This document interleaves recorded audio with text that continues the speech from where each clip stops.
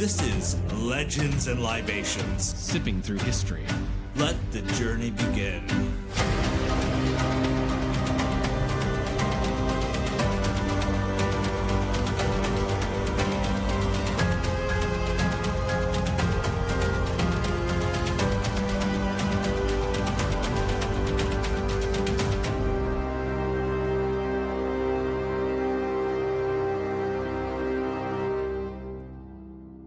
Welcome back to Legends and Libations. I'm Matthew. And I'm Jesse.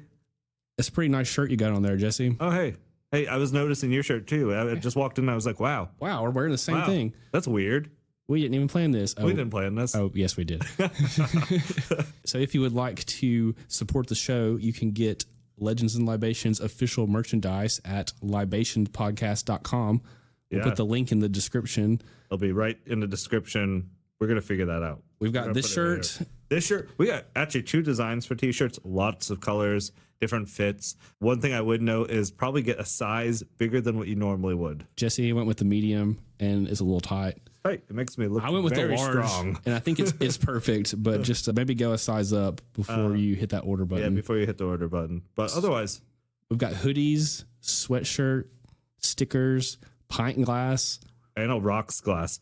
Don't wash those glasses in your dishwasher. Go ahead and wash them by hand. Yeah. You put whiskey in it anyway or beer. Just it's going to kill the germs. Yeah. And soon we're going to have hats. I've got a test hat coming right now just to do like a quality control check on it. Yeah, but I think the hats are going to be good too. When the holiday season comes back around, the cold one, the cold holiday season, we'll put beanies up there too. I was going to order a hoodie, but then I was like, it's not going to be cold for. We're not going to have. So. Yeah, I think we just had our last cold snap here. Yes. Hey. But we're about to get into spring, and that just means t-shirts and hats and stuff like that. T-shirts, hats, shorts. Maybe we should get a pair of Legends and Libation shorts. I don't know what that'd look like. Me neither. Well, anyways, welcome back and thank you for keeping up with us. Those of you who've supported us, we already really appreciate you guys. Yes, we've had a few of you guys already order things and we absolutely love you guys. Thank you very much. It helps support the show. It goes right back into the show and hopefully it'll mean we can put out more episodes faster. Yeah, we're looking to putting out many more episodes. Because we have an endless amount of topics. So many topics. Yeah, exactly. You're welcome to write us a note.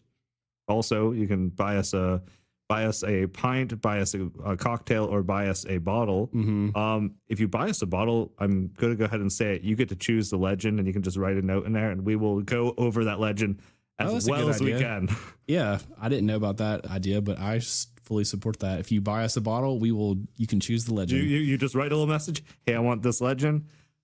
We reserve the right to veto the legend if it's like completely outlandish or something that wouldn't be a good episode on. But we always have a little bit of right. Yeah, we will offer you an alternative. But we will absolutely try it. If it's something we can do, we will. We're always excited about that kind of stuff. Yeah. Speaking of legends and topics, today we have a fun one, don't we, Jesse? Oh, I loved this one. This one had me running. Yes. Okay. I was all over the place in old manuscripts. It was amazing. That's awesome. It felt like National Treasure all over again. I just wished I actually went somewhere to steal a manuscript. That's what I really wanted. Me too. So you may have heard of the Ark of the Covenant if you listened to our first episode. You may have heard of the Holy Grail. Yeah, definitely if you're a King Arthur fan. Or even the Shroud of Turin. But we're going to go for a deep cut today that you may not have heard of that is just as exciting, if not more. Allegedly, the Holy Lance or the Spear of Destiny. The Spear of Destiny. Oh, man, such a good name. Yes, exactly. Spear of Destiny. I love that name. Me too. But I like Holy Lance too. Yeah, they both kind of give it a different feel. So we're going to be using like lance and spear interchangeably. Yeah. We'll sometimes say Holy Lance, sometimes we'll say Spear of Destiny. They're truly the same thing. So you're probably thinking, not sure about if they're the same thing or not, or they're one or many things. But and if you're already thinking, what the hell is the Holy Lance? We're going to tell you right after we get this libation poured up. Oh yeah. What are we drinking today, Jesse? So today, because we're going over the Holy Lance, and the Holy Lance, that was a hard one because it isn't just one place, right? It's all over the place. It's all over the place. It's all over the place. But because of where it comes from, and so maybe this is like a good point to actually say, hey, this is coming from the spear that pierced the side of Christ. Oh, yes. Can you tell me about if that's in the Bible?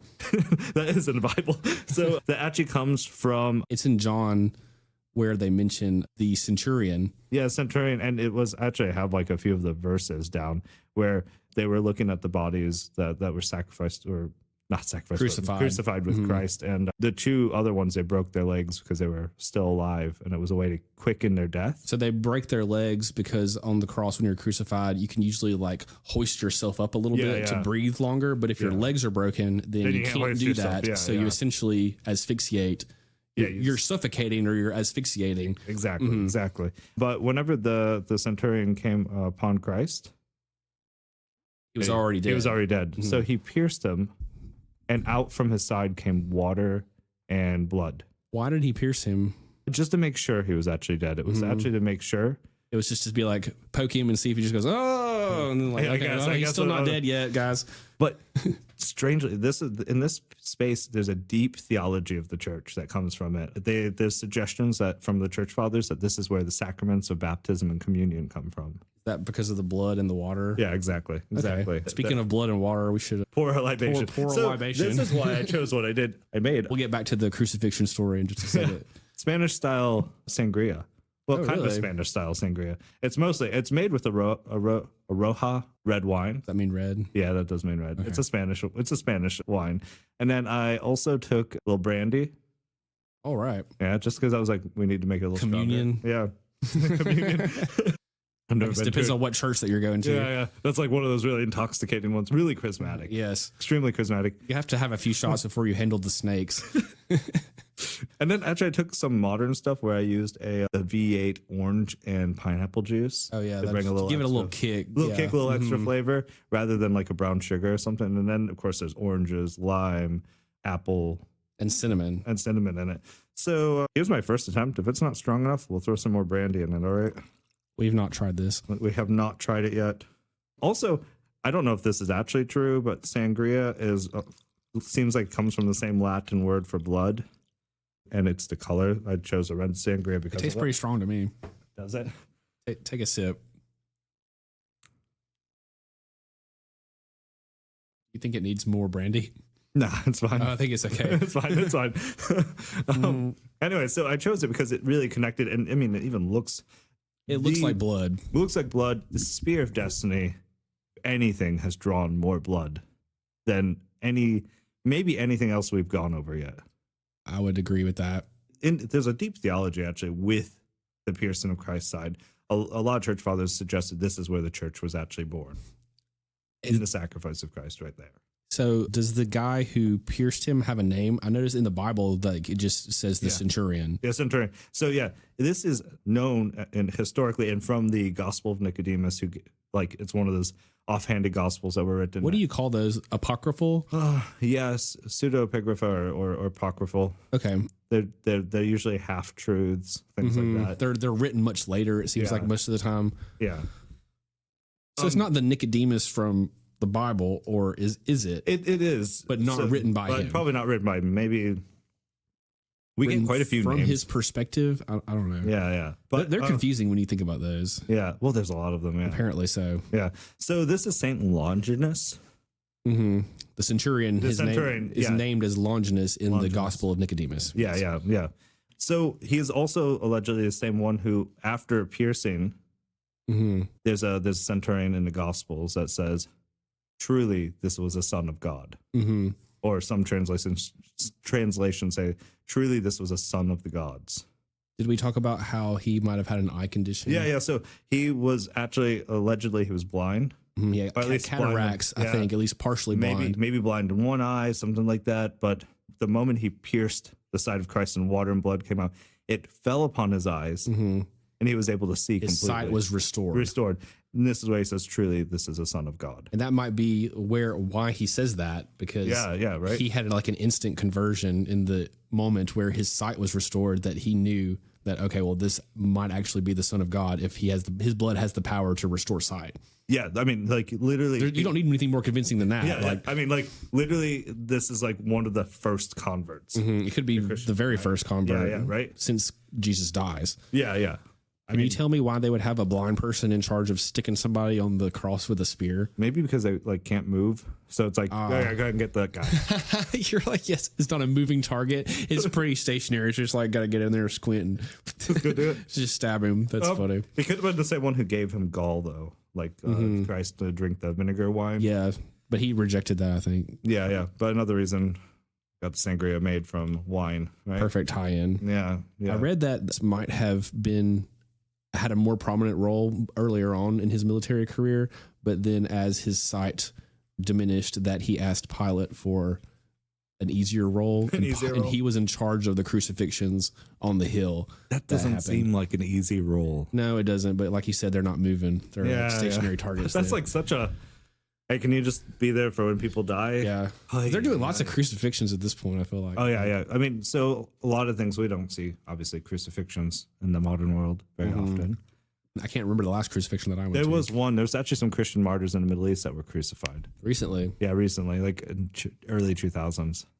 Wow, which is weird, right? That is weird. Yeah, almost as a mockery of sorts. Now, what happens to the spear? Yeah. Well, no. Let's look. Like there's actually more to him. Oh, okay. Yeah. So he actually, as the first convert, he left the military life, and he became kind of monastic, like an early monk. Mm-hmm. Some of the people associate him with one of the early church fathers.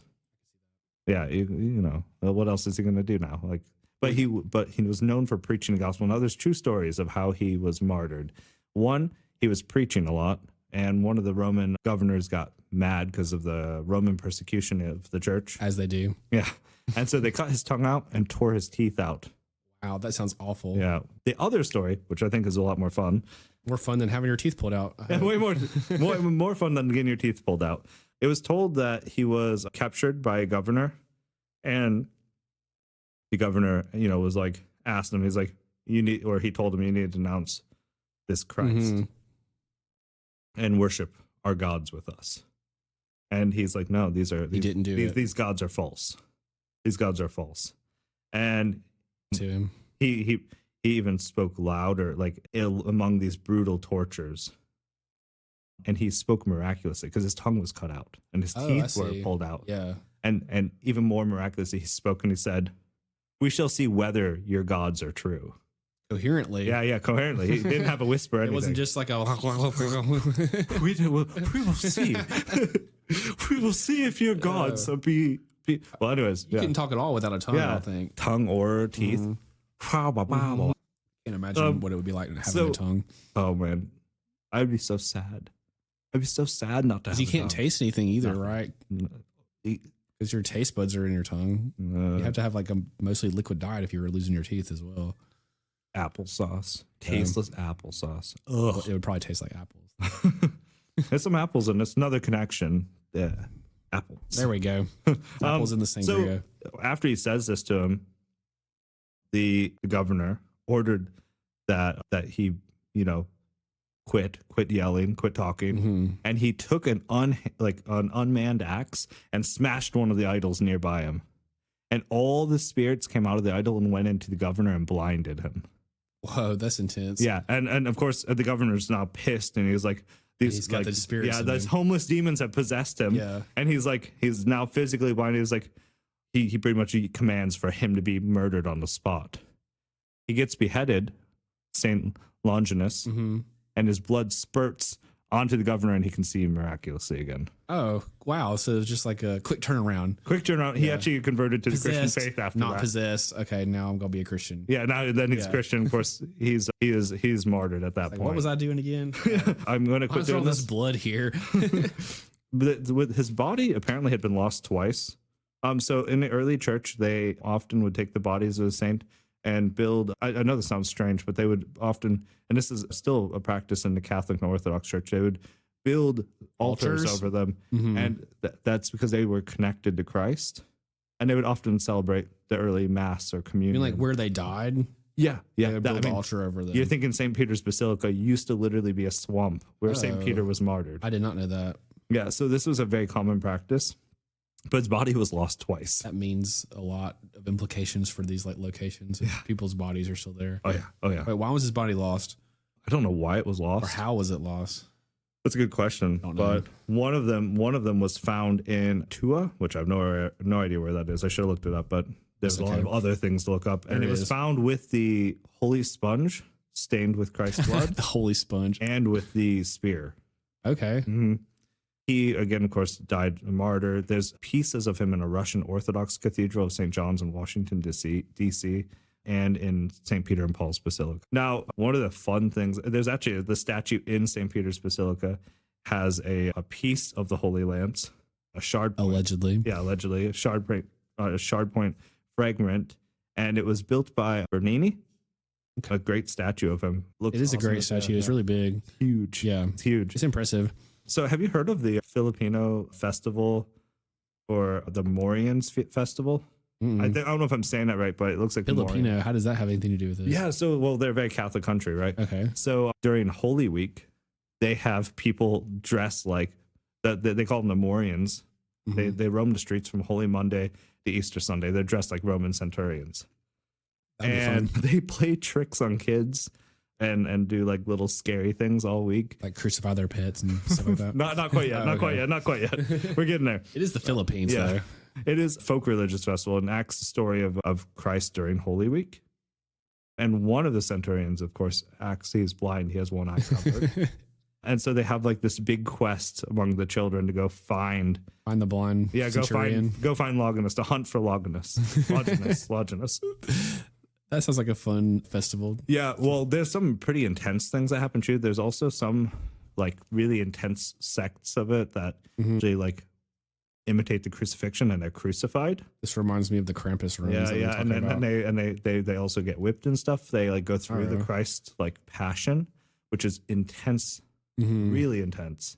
I take issue with the word festival being used to describe these events. Like festivals kind of supposed to be fun. I'm not supposed to be flagellated. Yeah, I think this is the much more like darker side of the festival, and the one that kind of catches on, like where maybe they don't actually catch the art of why of the crucifixion and why would you go through that? I see that, but different cultures, of course, and then of course somehow the spear of destiny always ends up in the King Arthur stories. The way they justify that is you remember Saint Joseph of Arimathea? Yes. Was he the one who was there when Christ was crucified? Did he bury him, or he paid for him to be buried? Yeah, he paid for it, and he helped get him down from the cross and everything, cleaned him up. But there's also, if you remember, he brought the Stone of Destiny. Oh, yes, that was in the He brought the Stone of Destiny so apparently he allegedly also brought the Spear of Destiny. Wow, he was just rolling in the relics, wasn't he? Rolling in the Destiny relics and dropped it off in England. Said, okay, guys, you can have this. That's crazy. Now, after this, the spear, it disappears a little bit, but not really for long. We're going to be saying that a lot throughout this episode. I want to go ahead and preface that the Spear of Destiny story that we found out while we were researching is the most convoluted and complicated thing to track that I could ever imagine. I had to create like a web diagram for it. It was crazy, guys. Like literally. Currently now, today, there are 4 places that claim that they have the Spear of Destiny. They're all in Europe, and we're going to talk about all of them. But it is impossible to track the movements. Yeah. You have to allow, if the Spear of Destiny is as mystical, and maybe we should go ahead and start with right now. You're going to suspend your disbelief a little bit. Yeah, please. But it's a little bit like Rasputin. It reminded me of that because it's like, oh, it's in one place, but it's in another place. And then there's 2 places at once. And then who has the real one and what is it doing? Yeah, exactly. So why does everybody want the spear though? Like, yeah, exactly. Let's talk about that. So yeah, at first it's just a spear that pierced the side of Christ. Of course, Christ is Son of God. So it's like, it's important because it came in contact with him. It pierced him. Yeah, so it was like a holy relic at first, but then there was a power allegedly attached to it. It takes on a life of its own. Oh, it does. It does. Like whoever has it it becomes invincible. That they will conquer all wars. Of course, this happens a little bit later. Like the prophecy actually comes out, and the prophecy goes, "Whosoever possesses a spear and understands the power it serves holds in his hands the destiny of the world for good or evil." Wow. Yeah, it's like no longer just a holy lance, but the spear of destiny. Furthermore, emphasis on the destiny part. Yeah. Furthermore, it would give people foresight before battle. Okay. They could see how they were going to fight in a battle and if they would win or how they would win. So a little bit of like a little invincibility, a little foreknowledge, prophecy, kind of seeing. See what happens so you know which moves to make in advance to ensure that you're always victorious. Okay. As long as you don't lose it. As long as, but if you lose it, you'll find yourself. Game over. Yeah, it's game over. Yeah. You don't get extra lives with the Spear of Destiny. Yeah. You lose the Spear of Destiny, you lose. The consequences are just as intense. Dead. As the rewards. Yeah. So keep it firm in that close. hand. Yeah, exactly. Keep it close. And it's not even like it's not even lenient at all. Like you could just lose it for a little bit, and it's going to strike. Disaster is going to strike. Yeah. So the Spear of Destiny is like a spear of tremendous power. So if it has this sort of aura attached to it, then you can see why it's going to be a coveted object. We're going to see a lot of different world leaders that you may recognize are going to try. And some are going to succeed to get their hands on it all the way up through World War II. But at first they didn't know it had this power. You know, Saint Longinus had it. He passed away. There's another, there's like this idea that like he just had no idea what it would do. And maybe that wasn't important to him. You know, he left the military life, became a monk. Right. That wasn't his focus anymore. No. He was outside of that. But there was a Christian legion, you know, later in the Roman Empire, about the mid 200s. There was a Christian legion. It was allowed to be Christian at the time. It was kind of weird. Sometimes people considered Christians atheists at the time because they didn't believe in the Roman gods. But it's a weird concept. Yeah. But they were allowed to exist to some degree. And a Christian leader of the legion, Saint Maurice of Thebes had it. He used his spear to see in the future with battles. And he was victorious too. He was extremely successful in his wars. But his legion was extremely virtuous also. They were called up to the Alps by Maximum. Okay. To help the probably Roman with emperor. He was a higher up in the legion. General. But he wanted their help to put down like some of the Germanic tribes. Okay. Some of the barbarians. Yeah, some of the barbarians, the barbarous people groups. And well, first when they got there, it's like, okay, well, we have to sacrifice to the gods. And of course, Saint Maurice is like, actually, we don't. What are we sacrificing to? Yeah, what are we sacrificing to these gods? All those people over there. No, well, he's like, no, we're Christian. We don't do that. Yeah, we have our mass. You know, we're not going to do this. But he punishes them. He's like, okay, well, every 10th man in your legion is going to be killed for that. If you don't attack, if you don't sacrifice, first it's if you don't sacrifice to these gods. Okay, and so the Roman gods. Yeah, the Roman gods. I see what you're saying. So every 10th man in his legion is a martyr. He kills them. And he kills them. And so after that, he's like, okay, now I need you guys to go ahead and destroy what about this town. That sacrifice? Go kill that town. Well, the town was a Christian town. So they don't want to do that. Yeah, so even though they're Germanic barbarians, it was like they're Christians. And so again, he denies Maximum his refuses request. to He attack. refuses. And so at that point, he is like, all right, well, all of you guys will die then. And so in 285, he's martyred, but he goes willingly. He by his own guy or by his like superior. By his superior who martyrs him for both first being Christian and not like sacrificing the Roman gods, and then not killing a whole bunch of Christians. Wow. There's a lot of that in this episode too. Are people on the same team attacking each other? Kind of seems a little counterproductive, especially when your empire's falling apart. But we'll see. It's a little too easy to drink. A little bit too easy. Do you want to add some to it? No, I mean, if worse comes worse and we finish it, we have brandy. That's true. I mean, we still have a lot of it. We do. It was very, very refreshing, as sangria. I like it. Yeah, sangria should be refreshing. I don't know if I've ever had sangria before. It's a great spring drink, I think.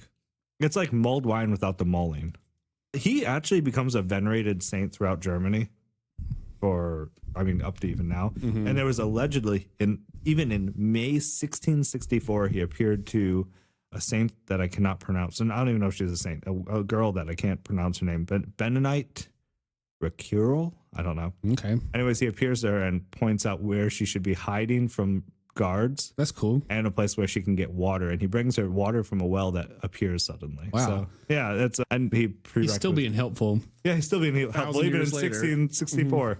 1,500 years later. Yeah, Wow. geez, right? So we can see right around this time is going to be one of these fork in the roads that the spear takes, because I said that there were 4 spears today. One of them, you can go visit it now. It's in a church that's in Armenia. This is called the Armenian spear, and it was allegedly taken to Armenia by the Apostle Thaddeus somewhere between the crucifixion and the year 200. Okay, yeah. Wow. But if you ask me, if you look up a picture of this, I'll put it on the screen. This does not look like a spear at all. It looks like a diamond-shaped piece of metal with holes in it, and you'd probably have to stab somebody pretty hard just to like puncture their skin, let alone the side of the Son of God with them. I mean, it's probably like as big as your hand or bigger. My hands. They think that it might be this big. They think that it might be something that held a flag, like a standard that a flag was on, which could be dated from around that time, I guess, but it is not a spear. They treat it like it's a spear. Yeah, so like a thing for a standard. Yeah, like the Roman standard. But I don't think we're going to mention the Armenian spear anymore. I think it's definitely the most boring of the claims. Isn't it still allegedly there? It's still there. They use it for like ceremony, like once a year. I think that they take it out for some kind of ceremony, because this is like a holy city that it's in Armenia. I can't pronounce the name of the church, but they claim that it's the spear. It's the least likely one, in our opinion, here at Legends and Libations. Yeah, and Legends and Libations, we're going to throw out the Armenian spear. Sorry if anyone is definitely into the Armenian spear. It was so blah to me that I skipped over it. Exactly. I went straight to Saint Maurice. Saint Maurice. His name feels so modern. Mm-hmm. Does. And hip, too. Yeah, he's hip and modern. But that one does come from a long time ago, and maybe there's something to it. Maybe it's a piece of metal. Maybe so. I bet you it is standard of some sort. Yeah, it looks like it. I mean, it's cool if it's that old or whatever. They just shouldn't be trying to pass it off as the Spear of Destiny. It's definitely not the same Spear of Destiny that will bring man power like that, right? Like, yeah, it's not the one of legend. It's like one of like, oh yeah, that's cool. Yeah, that's cool. That exists in history. It isn't the one who's like, we need that to win this battle. Right. It's at a free museum level, not like I'm going to pay €5 to go see it. Yeah. It's a free museum. All right, let's get back to the exciting spears. So after 285, he loses, obviously he passes away. That spear is then allegedly given to Constantine the Great. How does he find the spear? So I've read that it was bestowed upon him. But what about his mom? Okay, so this is where it gets a little bit complicated. I like this part of the story. So Constantine's a complicated figure. So the Eastern Orthodox Church considers Constantine a saint.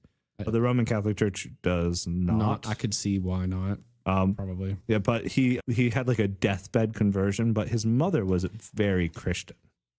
She was. She is considered. She's called Saint Helen. She is allegedly the finder of the true cross. Did you read about how she found the true cross?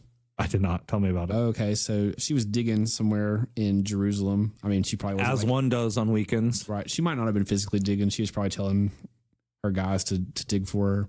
She's probably just got like a bunch of guys that are just. I mean, she is the emperor, the emperor's mom. Right? So some authority there. What do you call that? Like the mother superior, the matriarch. There we go. The matriarch of the household. Yes. Okay. So they found several crosses in this one excavation site, and in order to test which one was the true cross, they brought in corpses. And they would put the corpse on the crosses that they found. So they found one, and they put the corpse on it. And it didn't do anything. I don't know what they were waiting for it to do, but and then they had another one, and they dragged another corpse, and they lay it on the cross, and it doesn't do anything. And then allegedly on the third one that they found, they laid the corpse on it, and the corpse came back to life. And that's how that they knew that it was the true cross, because it still had the power to bring somebody back to life. What? Because like the spear, the cross has Jesus' blood on it too, so it has healing powers attached to it. Wow! And that's how that they knew that it was authentic. Is it brought this corpse back? Wow! I thought that was a cool story. That is a cool story. Yeah, I've so almost the true cross has a lot of shards.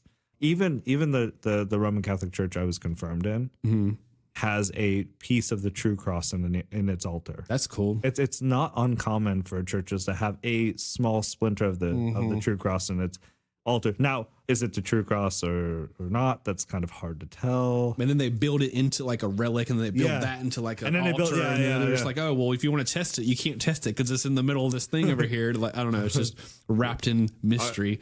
Ours at my parish was like right underneath, just underneath a little glass. Mm-hmm. You can touch it.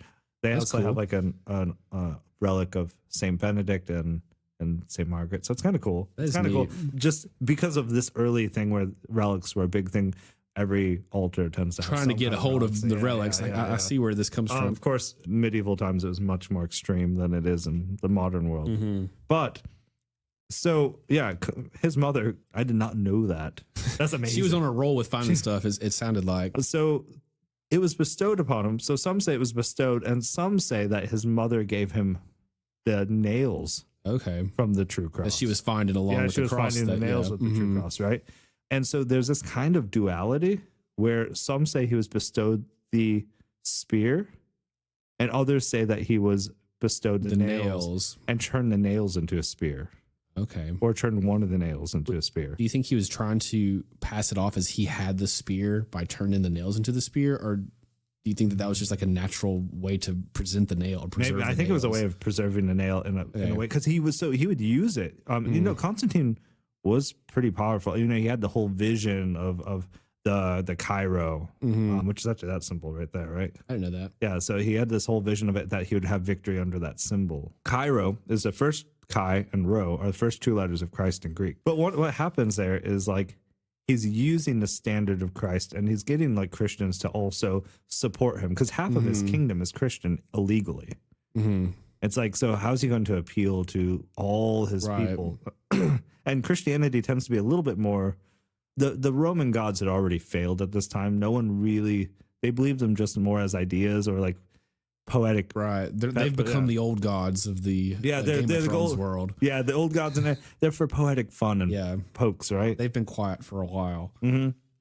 But this Christianity was on the rise, and so of course Constantine's like, okay, well, we need to get their support. And he makes it legal to be Christian. Yeah, he makes it legal and says, you bishops, go ahead and get together and, you know, establish your guys' faith, because but he's Rome needs you. Rome needs Christianity. So one of the things that I heard that Constantine did with the spear is that he used the spear to draw the outline of his new city, Constantinople, which was Constantinople, which I think was called Byzantium before that. Yeah. And he used that to draw the border of what is Constantinople, but the capital of the Roman Empire was still in Rome at this time. Until he changed it. Until he changes it after Constantinople is finished. Okay, so he kind of thinks that the spear gives it the authority or like the divine protection to become the capital. He also used the spear, like he brought the spear into like wars and battles with him. The nails of the true cross, like he brought it all ahead in battle with the Cairo on the flag.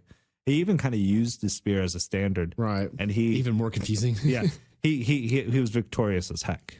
Yes, he's one of the most powerful emperors, I'm pretty sure, before the fall of the Roman Empire. Yeah, and it's just like he's known in history for, like, I mean, some people even believe like he's the one who created Christianity. Now, well, that's kind of silly, but like any little, he kind of like allowed it a license. Yeah, he gave it the license to Rome. I like it in Rome. Rome. There we go. But what happens to him with the spear, or what happens to the spear while he's in possession of it? I don't know if anything more besides the fact that he used. I didn't read anything beyond that. So he's pretty successful. Yeah, he's pretty successful with it, and he does split the Roman Empire accidentally. So he does do something stupid. But he doesn't drop it. Right. He doesn't lose it. So, but yeah, there is some sense that he, because of also turning the nails into a spear, or one of the nails into a spear, that he could have had two spears. There's some alleged thought to that. That would be crazy. Yeah. I read it twice that he might have had two spears. Okay, we'll come back to that. We'll come back to it. Yeah, absolutely. Because I have a two spear thing too that I found that I kind of completely discounted until you said that. But let's hold that. Okay, let's put a pin in it and we'll come back to it. Put a pin in it. So of course that's in the 300s.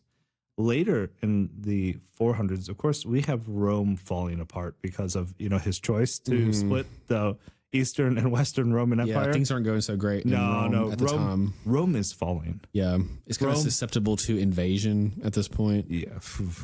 Yeah, I mean, like literally the Germanic, like the Goths and the whatnot were just... Or say the Huns probably too. Yeah, well, the Huns were one of the big ones. So, right? So it is said that Attila the Hun, it was known as being very powerful, like opposition to the Roman Empire. Well, the Roman city. There's no longer a Roman Empire, but the Roman city. So allegedly Attila the Hun did seize the lance from Rome. Maybe it had like a place of honor. Well, he seized it after he conquered the Western Roman Empire. Upon capturing it, his army became plagued with sickness and starved. Started starving to death. And he was like, oh shit, what are we doing here? It's because we took the land. Yeah, it's because we took the land. Yeah. You remember whenever in the Old Testament, there's this part where they took the Ark of the Covenant, the Philistines took the Ark of the Covenant. Oh, yes, and bad stuff started happening to them. Yeah, yes. Exactly. Something like that happened to his army. So he was like, to hell with this. He approached Rome with his plague-ridden army. He put it in reverse. He's like cried out loud, take back your holy lance. It is no use of me, since I do not know him who made it holy, and just threw it over. Threw it back. Yes, I did read that story. Yeah, he was like, I'm not dealing with this. That's a pretty dramatic story. Yeah, right. Yeah, he's like, whoa. Well, what's different? Okay, we did get that holy relic from that place, and all this bad stuff started happening. Yeah, we need to get rid of that. Yeah, okay. We need to get rid of this. We're gonna give it back to them. Sorry, guys. Sorry, guys. We're not keeping this. We don't know this guy. We don't know who made this holy. That's funny. So yeah, he handed it back to them and was like, boom. I don't know if you want more ice or... Yeah, I'll get more ice. Do you want some more ice? Maybe a little bit, yeah. He did actually the next like king of Rome. Of course, I don't say emperor because at this time Rome is nothing but a small city. He actually, Attila the Hun, actually went against Theodoric the first, who had possession of the spear. He met Attila. He ended up dying. Theodoric ended up dying in battle. Okay. Maybe he dropped it. But it was the one battle that Attila was forced to retreat. Because the other guy had the spear. Yeah, well, yeah. And so he did end up... Was this before or after he supposedly took it from Rome, though? This was after. After, okay. Yeah, so like... Oh, that guy's using the spear that we just had. We should have kept the spear. We should have kept the spear. But yeah, that was the one battle that he allegedly lost. And of course, this is where the legend really, whoever owns the spear and understands it, can churn. It's starting to build. Yeah, that power behind the spear. The legend behind it is absolutely there, yeah. Okay, so maybe the Attila stuff is true. It's possible, as we'll see like later on, and that the spear may or may not be in pieces, may be made with the nails. There could be copies of it made that still contain parts of the... Yeah, it's weird because it's like it seems that at the Constantine story that the nails almost do the same thing as the spear, or there's some confusion of it. Right. And what makes you think that, is it the belief in it, or is it like the actual object itself? Yeah. Is it like a big placebo effect as well? Like it gives them the confidence to succeed. I don't know. You know the luck potion in Harry Potter? Yes, the Felix Felicis. Yeah. Exactly. I'm surprised that you mentioned Harry Potter first, because I was going to talk about it a little bit. Because you know that the Elder Wand is based on the Spear of Destiny. Yeah, I noticed that. That's crazy. Yeah, we should go into that a little bit more as we you'll be able to see the similarities. The Spear of Destiny. You guys will be like, oh, the Elder Wand. Yeah, because it absolutely is. Absolutely. If you're familiar with Harry Potter, keep the Elder Wand. Yeah, keep the Elder Wand in mind. We'll get back to it.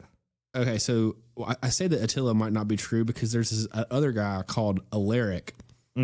And he was a leader of what's called the Visigoths. He was the king of the Visigoths. Yeah. And they were a people to the east of the Roman Empire. And they were maybe like taken over or like tried to be assimilated into the Roman Empire, but I don't think they were being treated very well.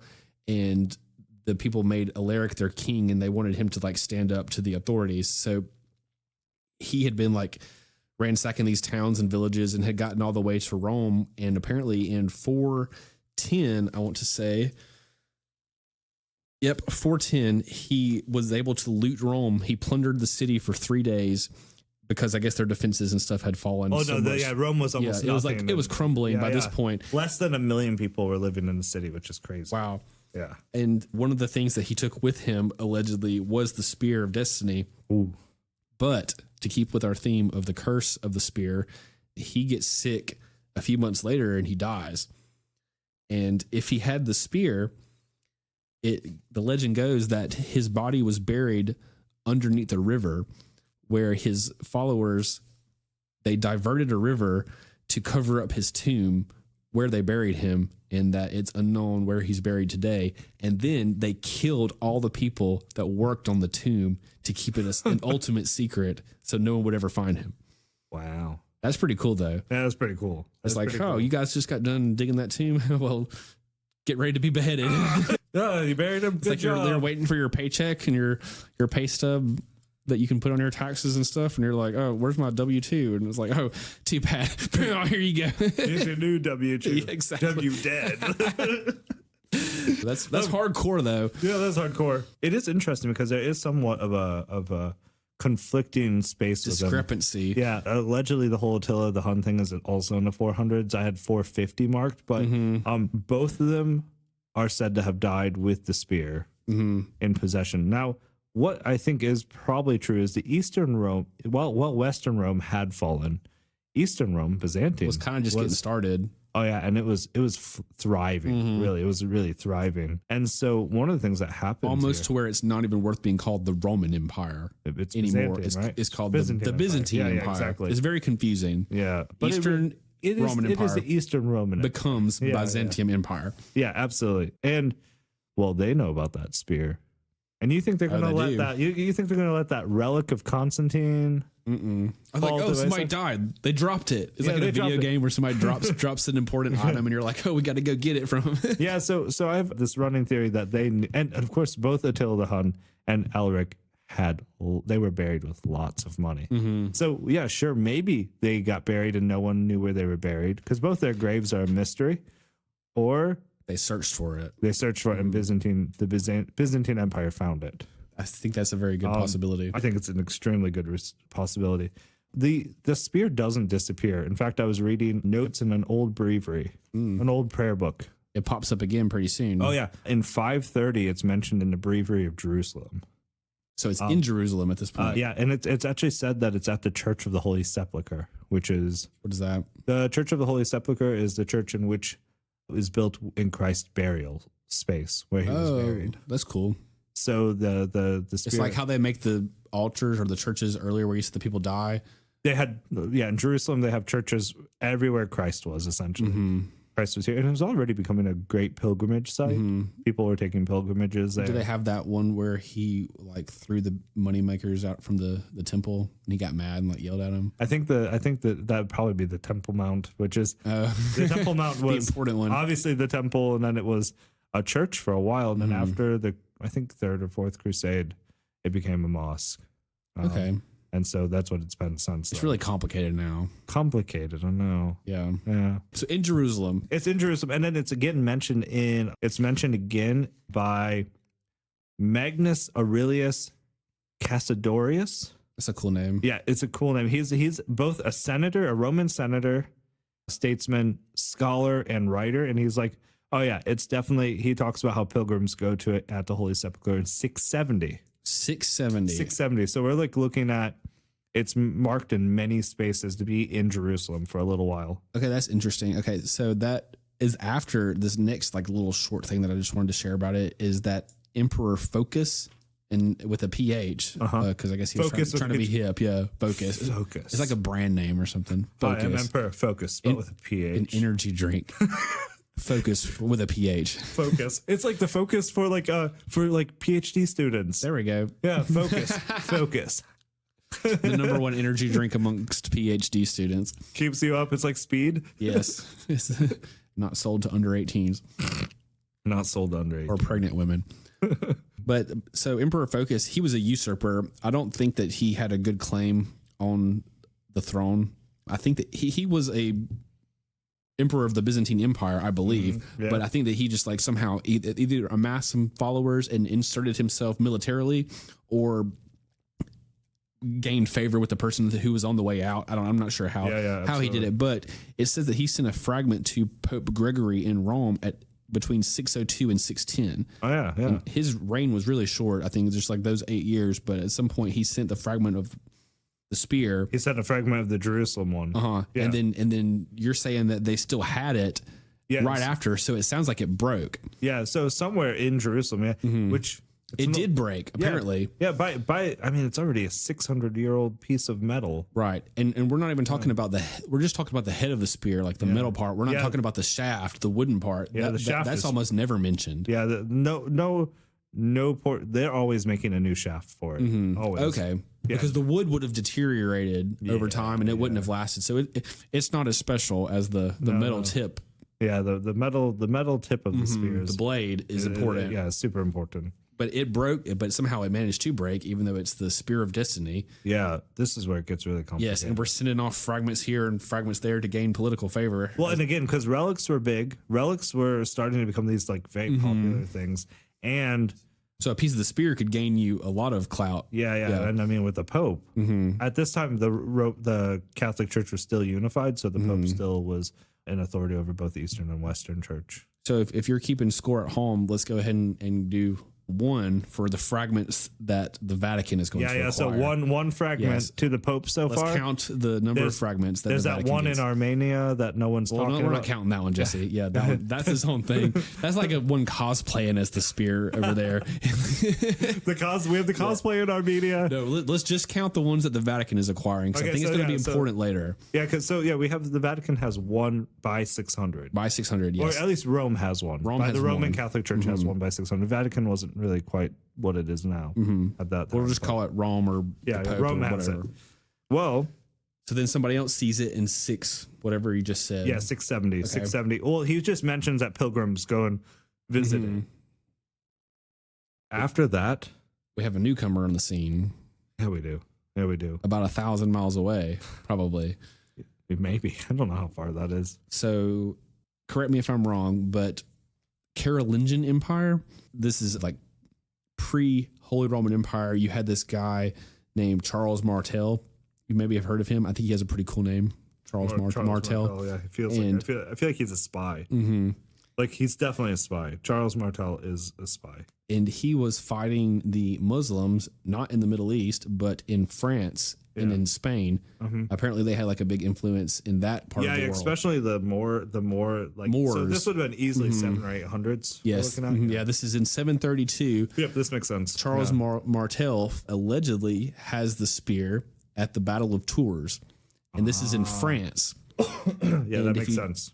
And if his name is not familiar, maybe you'll recognize his grandson, who is Charlemagne. Okay, yeah. So I was thinking. I actually this history does actually make sense. Okay. So don't delete this. Keep this. This history makes sense. Yeah. This is kind of like this is a new spear, though. Yeah, this is a new spear. This is a whole spear, a complete spear that he's using in battle. Yeah, yeah, and this is like. It makes sense because this is when the kind of like crusade spirit started. Okay. Because there was like, and a lot of people misunderstand the Crusades. I misunderstand the Crusades. I it's a hard one to talk about because people are like, oh, look, violence, and you're like, could you imagine someone at your doorstep taking away your culture, your religion, who you are as a people, and saying, hey, you got to start being like us or else? The Moors are coming in from North Africa, and they're just ripping apart the churches, ripping apart the traditions. Ripping apart. This is Spain. This France, is Spain. Yeah, this is Western Europe. Yeah, this is Western Europe, and people just. Could you imagine someone coming into your own house and being like, "Oh yeah, that picture of Jesus. Nah, can't have that. You Christmas? No Christmas." His grandfather having the spear of destiny, Charles Martel. Yeah, Charles Martel, which is Charlemagne's grandfather, right? So this is again one of those interesting spaces where Charlemagne, is known for inheriting. The spear. Can I make it more complicated? Sure. He is also known. It's not complicated enough already. He's also known. Allegedly, he won or conquered the Lombard kingdom, which is northern Italy, and then Christianized a spear he won from them with a nail. Nail from the crucifixion. From the place in Italy that he conquered. Yeah. So he took one of their spears. And then he turned it into a nail, or he took one of the nails of Christ and put it in the middle. Do you think that it has something to do with the fragments earlier that we talked about, maybe? Oh, yeah. Well, absolutely. I think, again, so Charlemagne is actually mentioned, and I will go over this in a few, is he also allegedly had two spears. Oh, we're back to two spears Yeah, again. yeah. So it's like two phones. Well, no, it's weird. So the one he inherited from his grandfather, which is Spear of Destiny, Allegedly. and then the one that he made with the nail. which he took from when he conquered the Lombard kingdom. He took the nail of the crucifixion and turned that into a spear also. That he already had. Yeah, he had the nail. He had the nail. Yeah. That's not too far out of the realm of the possible, I feel like. No. I don't think so. He was actually made as he was conquering. He was actually known to be a pretty good leader. That's what I heard. He won a bunch of battles, I think. Tons. Well, and before he was known as the Emperor of the Holy Roman Empire, he was the church kind of ordained him, and it was almost looked as if it was an accident, like he didn't know it was going to happen. Oh, really? Yeah, like some say that he actually knew and was just trying to act humble. Others say he had no idea, but on Christmas Day he came to Mass, coming from the same gate that Roman emperors came to Rome in. Oh, he definitely knew. And he came through the same gate. With What's all this here for? And then he walked into Mass, and during the Christmas Mass, wow, they anointed him king. Mom and Dad, what are you doing here?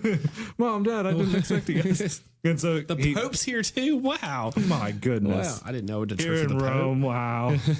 Big surprise. There he became the emperor of the Holy Roman Empire, right? He got his hand on the weapon, the one with the nail in it, in 769. And he carried these spears through 47 triumphant campaigns. Wow, that's pretty good. Yeah, like amazing. That's a pretty big streak right there. 47 successful battles. And we haven't seen that kind of unity in Europe since Constantine. I believe it. So that's like why they kind of view him as this kind of he's one of those great figures. He's like not quite on the level of Alexander the Great, but he's probably like one rung down. Oh yeah, from him, if not equal. But Alexander the Great, I would put him in like a Genghis Khan sort of like. They're kind of in a league of their own, probably with a few other guys that I'm not sure. But I might put Charlemagne on the level of like Napoleon at least. Yeah, for important people, maybe higher than higher than Napoleon, maybe higher than Napoleon, maybe not as well known. But there's even I had actually my students read an epic called the Song of Roland. I've heard of it. It's mentioned the spear. Yeah. The Song of Roland it was both written in England and France. Of course, this is when England spoke French mostly. It was under the French takeover of the court. I don't know anything about that. Yeah, we won't. That's not important to this. But yeah, the Song of Roland mentions him carrying that spear. Of course, in the Song of Roland, they made Charlemagne a little bit more of a crusader because he was actually fighting a lot of pagan forces. But he was before the Crusades. Yeah, he was before the Crusades. But when the Song of Roland was written, they made him more out to be a crusader. So the when he was fighting in Spain in the Song of Roland, they made him Muslim forces rather than pagan forces. Okay. Yeah. Again, they're making it relative to the people at the time, so they understand it better. Relative. Yeah. But yeah, he is mentioned of having the Spear of Destiny. So that's a good reference point for it. Oh yeah, excellent one. But again, according to there's a poem called "The Gift" that was sent to England, which I'll get into in a little bit. But in that poem, it mentions him having 2 spears. Of course, he used those spears to go into battle. Got to back up. Yeah, and these are. I don't know how you hold your horse if you got your 2 spears. I think he maybe changed them out. Or maybe he had one that held the standard and the other he used. Smart. I don't know. I don't know how that went. Or if it's all made up, they just like made it up after the fact. Yeah, who knows? His third arm held the spear. We don't know. But you see it having power, regardless of whether or not it is the genuine spear that pierced Christ's side. He's winning 47 battles and he's taking it in 47 campaigns without Europe. an issue. Yeah.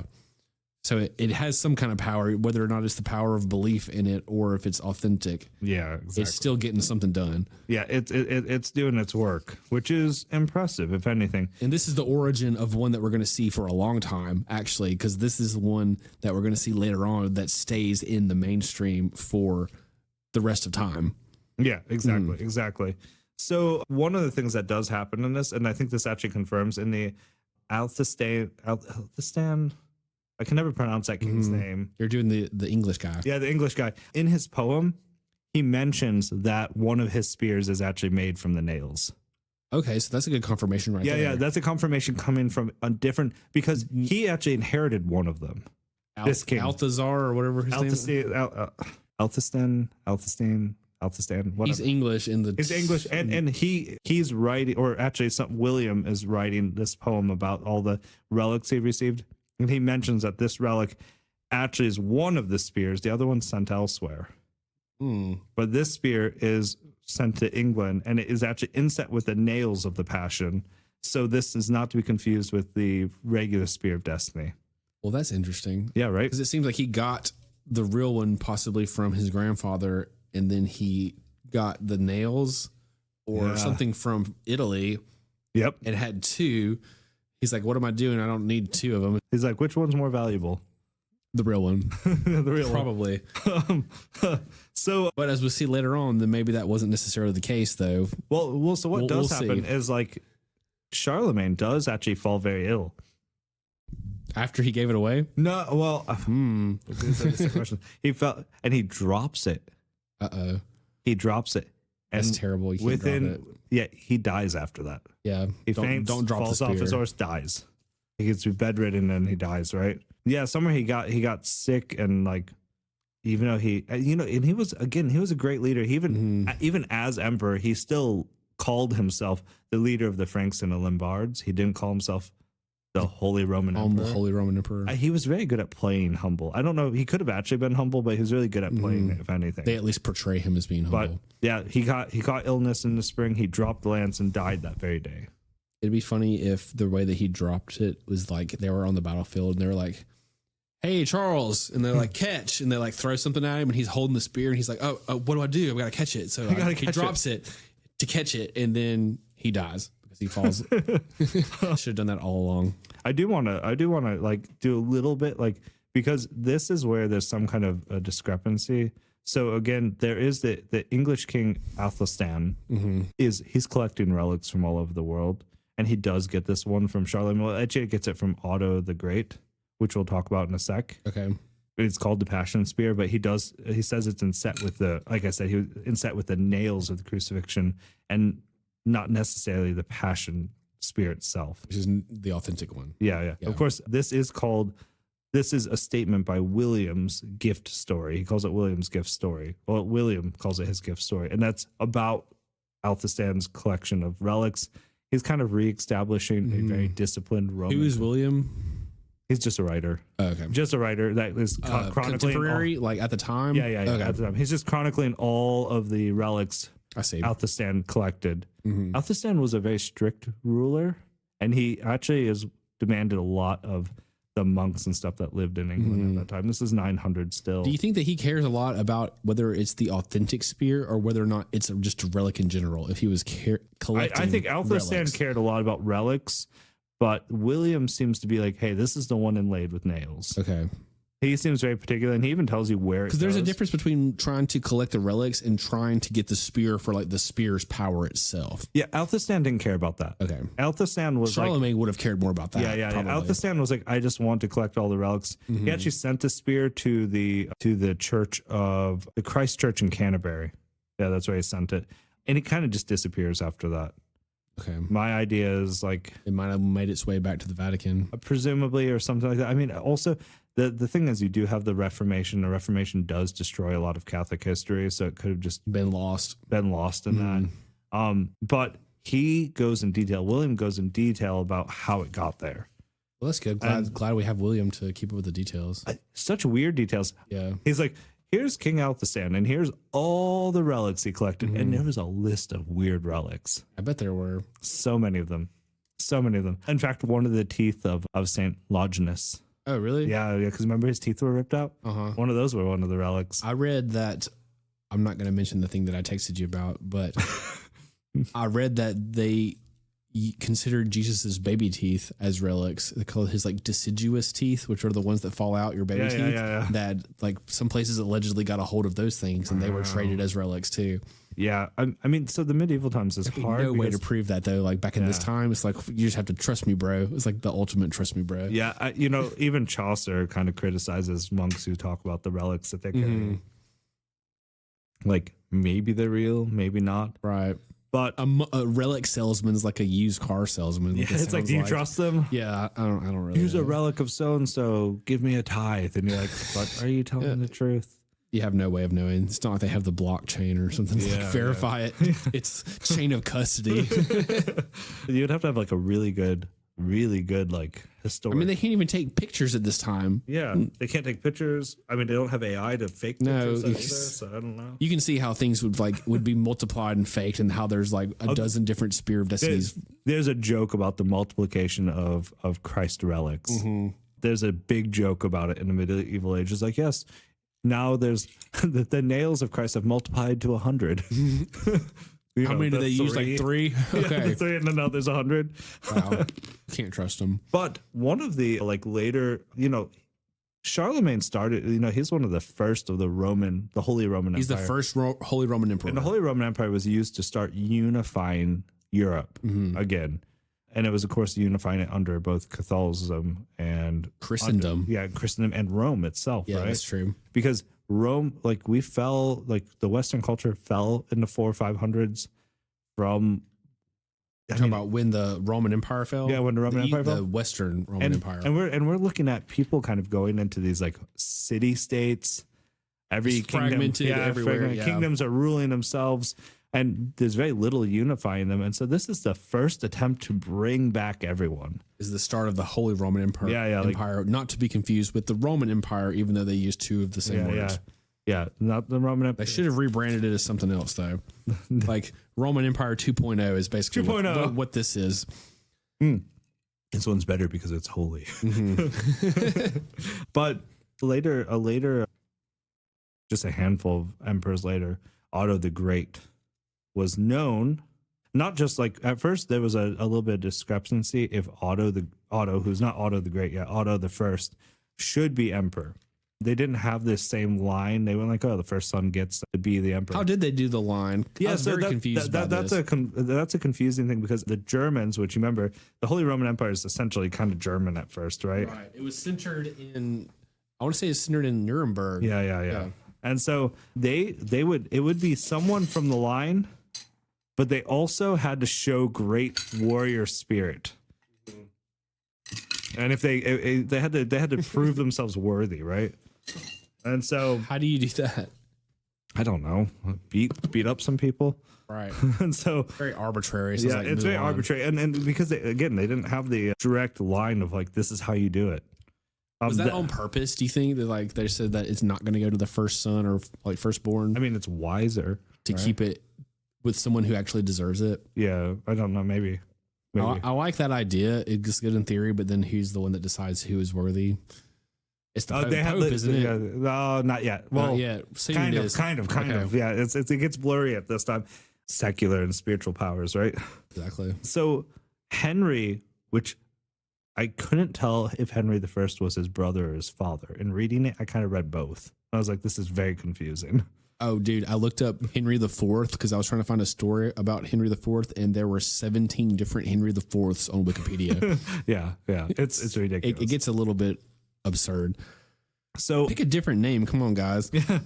You don't have to all be Henry. We can have a little bit of creativity in here. It's like every child being named Caden these days. Caden, Braden, Jaden, like all those ones. Exactly. All those Aidens. The OG Aiden. So this Aiden, I mean Henry. Henry could have taken the throne, but he actually relinquished it. Okay. He had the spear. He was actually in line, and he had the spear, and he had the regalia, and he could have been the emperor if he wanted to be. But rather than fighting with Otto, he relinquished it to Otto and made the choice for him and said, here's the Holy Lands and here's the kingdom by your own right. Wow. That's a pretty nice gift. Yeah. Well, of course, after he gave away the spear, he ended up getting wounded in battle. He got a bruise. And the bruise didn't go away and ended up killing him. Wow, a hematoma. Yeah, right. Like he just kept on bleeding and bleeding and bleeding, and underneath the skin, killed him. That's what you get for giving it up, I guess. You shouldn't. He's trying to do something noble. Yeah, and then he dies.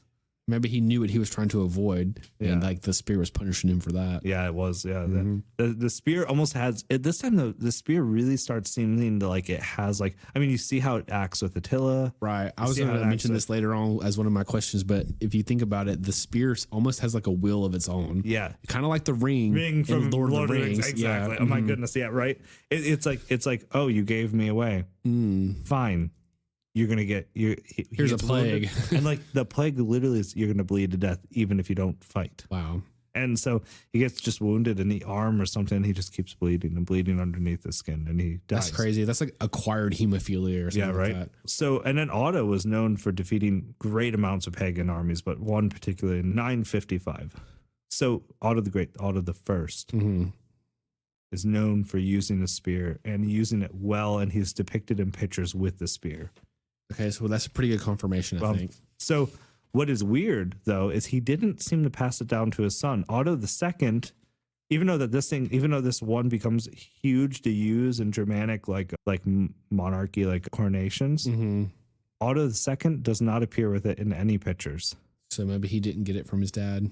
Otto III doesn't appear with it until a certain point. Okay, can you tell me about how he gets it? Okay, so here's the thing about Otto III. Otto III, he invests a lot into Charlemagne. He's like, Charlemagne was a great man. He, in fact, is one of those who really argued that he's actually a saint. See that? Yeah, so Charlemagne, he actually goes to the church in which Charlemagne... I'm okay with Charlemagne being a saint. Yeah. I think. I'm okay with that. He seems great. I mean, it's in his name, Charles the Great. I think I'm okay with that. Yeah.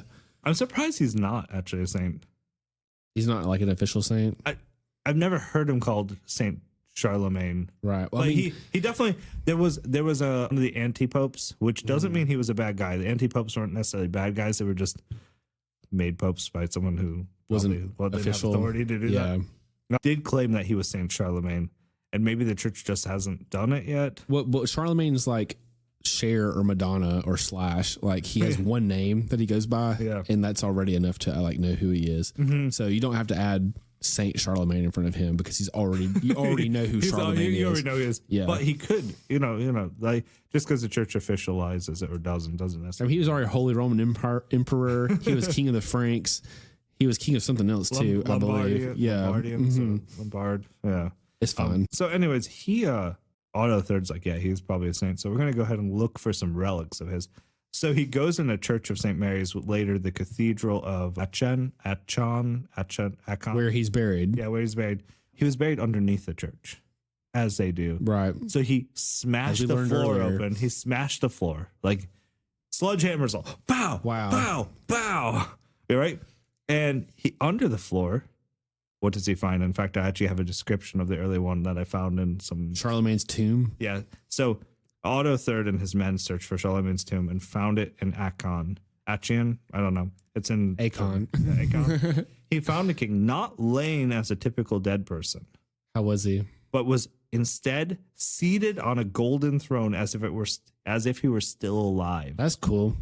Furthermore... I thought you were going to say that he was clutching the spear. No, fully dressed in his imperial attributes and holding the scepter in his hand. Nice. From which but he also had long fingernails. Right, because they keep growing. That pierced through his gloves. That's creepy. As they approached the body, they experienced an extremely strong smell, of course. The body was still... That's not a mystery. But the body was still intact. Furthermore, just other than a small portion on his nose, his whole body was as if he just... Pretty good, yeah. Pretty these are the non-decaying saints I've heard about. Yeah, so if he's the Incorruptibles. Yeah, Incorruptibles. Thus, Otto had the grave restored. He dressed the king with white clothes, clipped his fingernails, and... took the spear. Well, it says he took a tooth, but I dare say that he did take the spear. And I think that's really the truth. Why Otto II didn't have it? The Otto II didn't have him because it either was... given to because Charlemagne allegedly gave it away, his two spears to two different people. Mm-hmm. One went to a different kingdom, I think, in the east. Okay, and then one went to the English king. Or he was buried with it. Otto the Great was known for making replicas. No, that was Otto III. Sorry, Otto III. Otto III was known. Well, Otto III was known for making replicas, which brings us to the part of the story about how Poland currently has a spear, And in about the year 1000, which is when Otto III was the emperor. Well, and Otto III in 1000 is when he went to Charlemagne's grave. Right. Exactly. So if he's obsessed with relics and if he's obsessed with Charlemagne before, and he knew that Charlemagne had the spear when he went into all these battles, then it's not that far of a stretch to imagine that he might have had a replica of the spear made to make people think that he had the spear already. Yeah, yeah. So then he breaks into the tomb, finds the real spear, and then he can't be seen with two of them. You know what I mean? So he gives one of them to Poland and says, "Oh, here's the spear. Take this as a token of goodwill." And then Poland thinks that they've got the real thing for the next 1,000 whatever years. Yeah, well, till now, right? Until now, yes. You can go visit Poland this one. Still has it, yes, right? you can go visit the one in Poland. It's another one of these one-off fake spears that I call them, and it's in a city called Krakow, and it's still there today. Isn't Krakow like their capital? No, Warsaw is the capital of Poland. Krakow is, maybe that's where John Paul II's from. I don't know. Maybe so, but I have no idea. It's for sure to be a replica from the time of Otto III.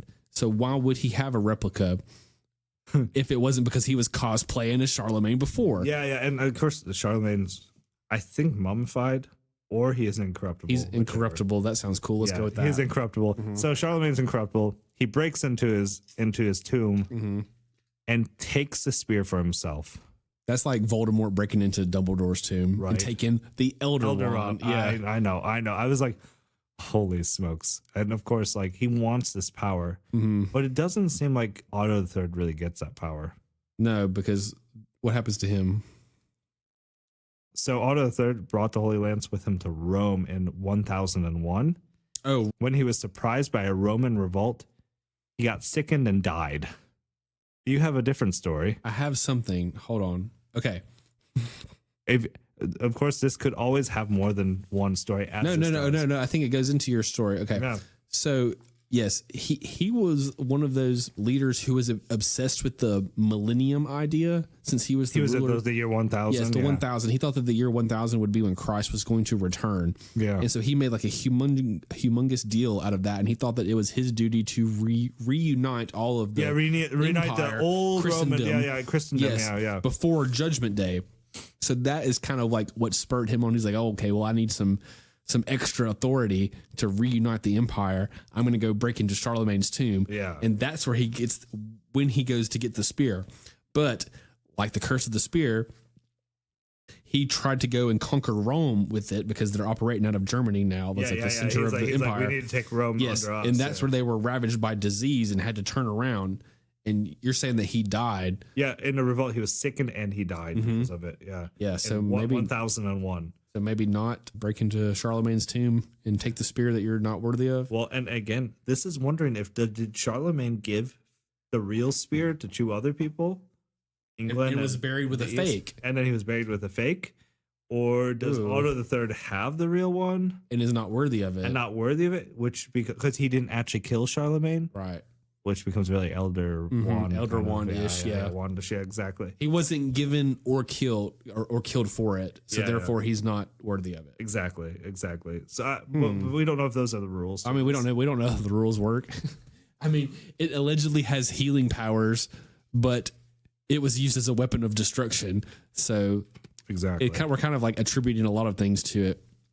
Is a catch-all. Yeah, it really was. So it's a good story though. Oh man, I love like this kind of little drama that happens. Of course. And you had the side branch off in Poland at the same time, so that's our second of the branch offs. So yeah, with the Armenians. We have the Armenians and we have the Polish one. Of course, are both fakes. Yeah, we're saying they're both fakes. Mm-hmm.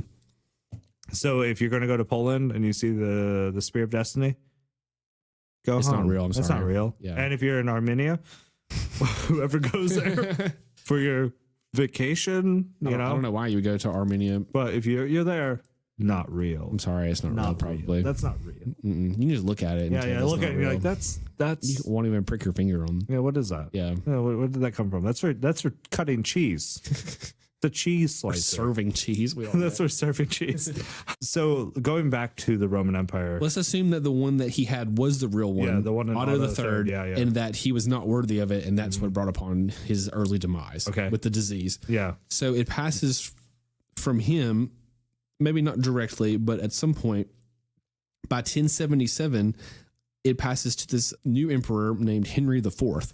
Oh, the one that I mentioned earlier that had a bunch of Wikipedia. One of the many Henrys. Yes. Henry the Fourth. Henry the Fourth. Among other Henry the Fourths, this Henry the Fourth was very particular. And I'm not sure why we're using English accents because this Henry was German. But their accents back then were probably way different. What is a German accent? I can't do a German accent. German accent's hard, and I'm not going to do it from the 1000s anyway. Yeah. Because that would be... That's the turn of the millennium. Okay, many moons ago. Henry IV was having a little bit of an argument with the Pope at the time because there's like a constant power struggle. Yeah, because the Pope has been honestly the Catholic Church has been holding the Western world. Well, you think that they had the authority because they crowned Charlemagne and made him the emperor, but then it didn't take many generations for the emperor to be at odds or button heads with the Pope. Yeah, because the Pope would say, "Yeah, you can't do that." Yeah, and he'd be like, "I'm pissed about this." And the rules of taking over, what do you call it, the lineage or whoever, the succession, the rules of succession. They argued about that very often, and so Henry IV was at such loggerheads with the Pope at the time that he became excommunicated. Oh, wow. So the Pope said, he's like, nope, you can't be part of the church anymore. And Henry was like, I'm sorry. And the Pope was like, no, that's not good enough. So Henry IV wanted to show how really sorry that he was. He was going to, I'm really he was going to go on a pilgrimage to prove his, what do you call it, remorse. So during one of the coldest winters of medieval Europe, he walked barefoot across Europe all the way to this place called Canossa, where the Pope was seeking refuge because I think the Pope thought that the guys were going to kill him or something, that they were out for his head because he was angry at a lot of people, as he tends to do.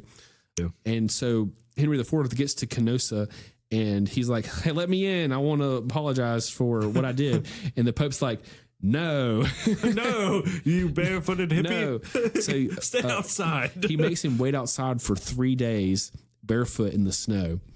But what the Pope didn't know is that Henry IV had an ace up his sleeve. He had the Spear of Destiny. Oh, shoot. He was holding the Spear of Destiny under his cloak the whole time for those 3 days that he waited outside. He can't die if he has that? No, and he didn't die. He miraculously lived in the freezing weather. And after 3 days, the Pope thought that was some divine act of God. So the Pope let him in and he absolved him of his sins and reinstated him. He pardoned and restored him. And then after that, Henry IV takes the spear into battle and he was victorious. He became the emperor and he won battles with it until he was betrayed by his own son later on. Holy smokes. Yeah, wow. This is a short story about Henry IV, but Henry IV used it in this game. And he used it for just basic need of warmth. Yeah, and it was there for him. Furthermore, his son betrayed him, which kind of fits with the theme as well of being betrayed by people who are supposed to be on your own team. Yeah, so that seems to be a theme with the Spear of Destiny. It seems like there's often betrayal, and if I recall, even though that this isn't in the line of the Holy Roman emperors, which we'll have to come back to. Isn't there a story of Antioch? Oh, yes. We're going to get to the most exciting of the one-off spears, I think, is the Antioch story. Do you know a lot about the Antioch story? I know a little bit about it. Well, this happened during the First Crusade. Do you want to tell us a little bit about the Crusades and what the goal of the Crusades was? So the First Crusade, I think, again, this is where things get confusing. People like to say, okay, well, Crusades are corrupt Christians who are just trying to take over the world. Well, that's bullshit. Again, when I think of the Crusades, you think of we're gonna go tell these people about Jesus or something like that, like a mission trip. It's like a mission trip, basically. That's like the evangelical mission Crusades. Trip for knights. So first of all, let's talk about these knights. A lot of these diplomacy with a lightsaber. A lot of these knights were converted Vikings. Oh, really? Yeah, the Viking culture converted to Christianity, and literally the Knight's Code is a baptism of the Viking code. The Viking warrior code was baptized and turned into the Knight's Code. It's interesting because Catholicism has that power to turn these Vikings into these very chivalrous knights or these ideal knights, potentially. You got to let them have some of their culture, keep a little bit of it so that they can hold on to it. Well, and it's not that big of a stretch. They live in a world that's much more violent than ours. They sound kind of like mercenaries to an extent. Blessed mercenaries. Mercenaries with more ambition than just making an extra dollar. Okay. Yeah. Holy mercenaries. they might have a reason in rhyme. And one of the reasons in rhymes is people were taking pilgrimage to Jerusalem. Normal people like you and I, or our friends or whatnot. They weren't coming back. Yeah, and they were being murdered by the like Muslim forces. Okay. And so the first like when you go on vacation in like Honduras or like somewhere like that. Exactly. You went on vacation in Honduras, the Middle East. Dead. So the first crusades, well, not necessarily the first crusade, but the first concept of the crusades was these knights marching with people. They offered up their services and said, hey, we will protect and watch over you. And so the first crusade, very much after Jerusalem was taken, which was a Christian state, and then was taken by the Muslim forces, well, the crusaders were like, well, first they're killing Christians, but they're also overtaxing them. They're killing people as they take pilgrimage there. It is our job to make this a safe city state. Right. I'm not going to say this is true for all the crusades, but the first crusade seems as to we will see, it is not true for all the crusades. It is not true for all the crusades, but the first crusade seems to be had good intention. Good intention. I'm not going to say that everyone that went had these great intentions, but what I'm going to say is like it's hard to sit in a judgment seat in a world that you haven't experienced. It's hard to sit there and judge people in a world where famine, the city state next to you, and like literally the Moors coming in, destroying culture is like right there. It's not very hard to imagine saying, a crusade. We don't really even have much of a concept of somewhere that's like not safe to travel to on a basis where we would be going frequently or really want to go. Yeah. Like you could go out of your way to go to a dangerous place now. But like you don't day-to-day life, you're not necessarily going somewhere where you feel threatened for your life. I don't go to the coffee shop and like, oh shit, I'm gonna die. Right, exactly. I also don't go to church and think. Should we imagine Jerusalem as like going to the ghetto for like a drug deal sort of thing?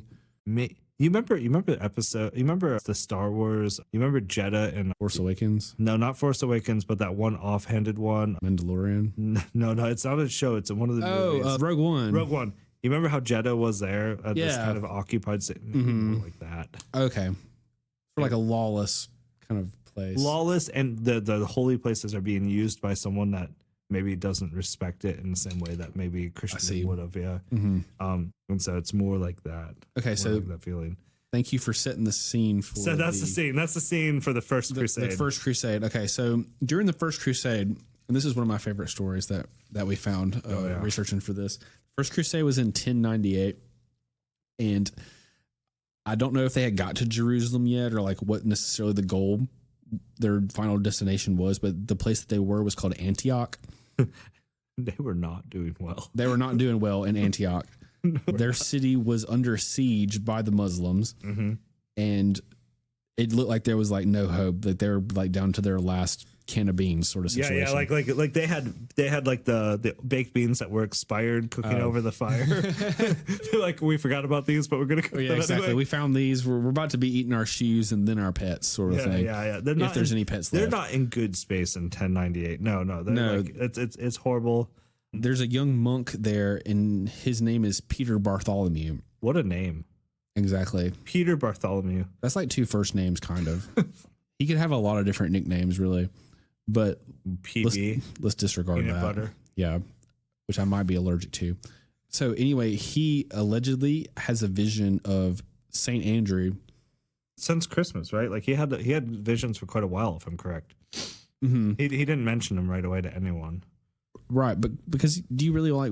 No one wants to hear about your dream necessarily. Like if you had a dream when you were asleep, isn't it sad? Like because you have a dream and like you want to tell people about it, but like. No one. I don't want to hear about your dreams. Like every time, it's no the most boring thing when someone wants to tell you about their dream. but because you care about them, you listen. Yeah, I understand. If you really care about them, then you really listen. But but most definitely someone you work with or something, they're like, hey, let me tell you about your dream, and I'm just like, all right, if you must. If you I've got to go to the bathroom. Just kidding. And you just let them tell it to you, and you're just like, all right, okay. Yep. Cool. They're like, isn't that weird? And you're like, sure. Nope, it's a dream because that's what happens in dreams. Everything's crazy. It would be weird if it was normal. All right. So he has a dream, and not like the Martin Luther King has a dream. Just I have a dream. Yeah. And he dreams that Saint Andrew tells him that the Spear of Destiny is buried under the Cathedral of St. Peter in Antioch, the city that they've seeking refuge in. Well, they're hiding out. They're under siege from the Muslims. The Muslims are... The walls are closing in. It's like getting down to the time where they're going to like breach the walls and kill them all. And he's like, guys, we got to go dig under the Cathedral of St. Peter. Could you imagine being stuck in, again, this is a city, like old walled city, and you're like, you can't leave the city. No. All around you are Muslim forces. You can't get out.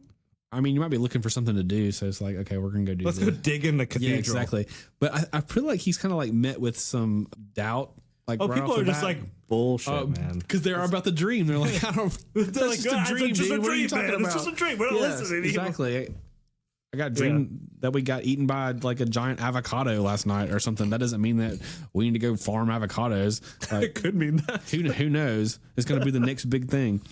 Okay, so eventually, I think that he does get the ear of the leader of the head of the crusade. His name is Raymond de Toulouse. Well, and I think it's partly because they're like, what else? They're looking for something. They're like, looking yes, for exactly. anything. We need something to like rally behind right now. So he allows them to like go dig under St. Peter's Cathedral, and they're digging all day, and these guys aren't finding anything. And Peter Bartholomew says, "Okay, well, I'm going to jump into the pit and dig," which I don't know why he wasn't like the first one in the pit. To dig. like it's your idea, man. He's a monk. Okay, he's essentially like that Jedi in Jeddah, right? He's like a little monk wears his little robe, and he's like, why isn't he in there digging with them? Like he should have been. So they've digging all day and all night, and they're not finding anything.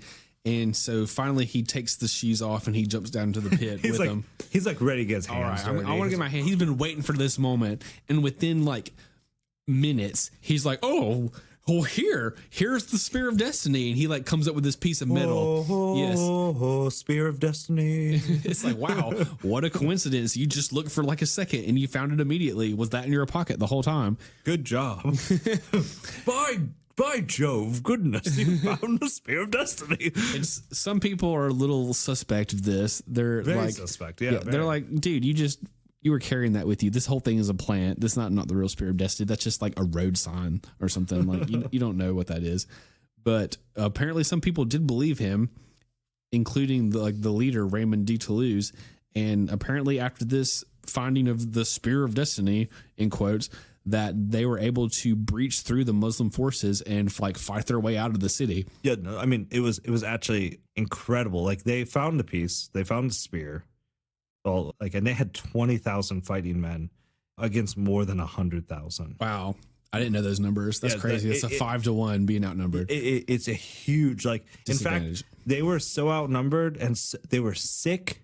They had been fasting. They've been starving. Yeah. Not just starving. They've been choosing to fast and pray. So they're all skinny, hungry, malnourished. Some of them are very sick. There's 20,000 of them to 100,000 Muslim forces outside of it. And they run out there with this road sign called the Spear of Destiny. They open the gates, and the Sultan of the time literally laughed at them. He was like, really? You want to do this? And so you see a whole bunch of cripples coming out kind of thing. And what ended up happening is at that same time, the Sultan's forces, one of his, I think it was like a brother or something, or one of his other leaders betrayed him and didn't show up. Oh, really? Took all of his forces away. And these people, inspired by the idea of the Spear of Destiny, inspired by the power behind and the Spear of Destiny going ahead of them, destroyed their forces. The Muslim forces. Destroyed the Muslim forces. That's a good story, though. Absolutely decimated them. Yeah. It gave them what they needed when they needed it. The Sultan, he didn't even stay to take care of his forces. He turned and ran. He disappeared. And so he's like, I'm not dying here today. No. And so many of these men, the Holy Lance was what went ahead of them. Right. And of course, this is a strange. What do we do with this? The spear that just came out of nowhere. The spear that came out of nowhere, what is alleged to have happened to the Antioch spear, as it's called, is that since so many people on the crusade were doubting Peter Bartholomew's authenticity, that he said, okay, I'll undergo a trial by fire to prove that I'm telling you the truth. This is like Elijah level. Yes, like intensity. He's like trial by fire. I admire his confidence. Yeah, he's like I'll go. He's like, first of all, he's like, had a dream with the spear. Second, he's like finding the spear, and then the spear actually wins the battle. It worked in the battle. They win the battle, and so he's like, but of course he was actually getting annoying to a lot of the Crusaders because he was like, we need to go for this relic, and some of the Crusaders would be like, are we just going to carry bones around for every war that we go to?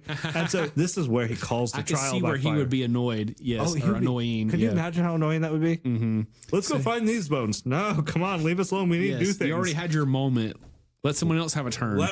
You found a spear. Good job. Thumbs up. You did it. Find the bones of Moses too. God. Jeez. So, I'm not going to go find the bones of Saint Smith. Yes. Over in, what do you want to find? Adam's rib? Come on. So he agrees to undergo the trial by fire.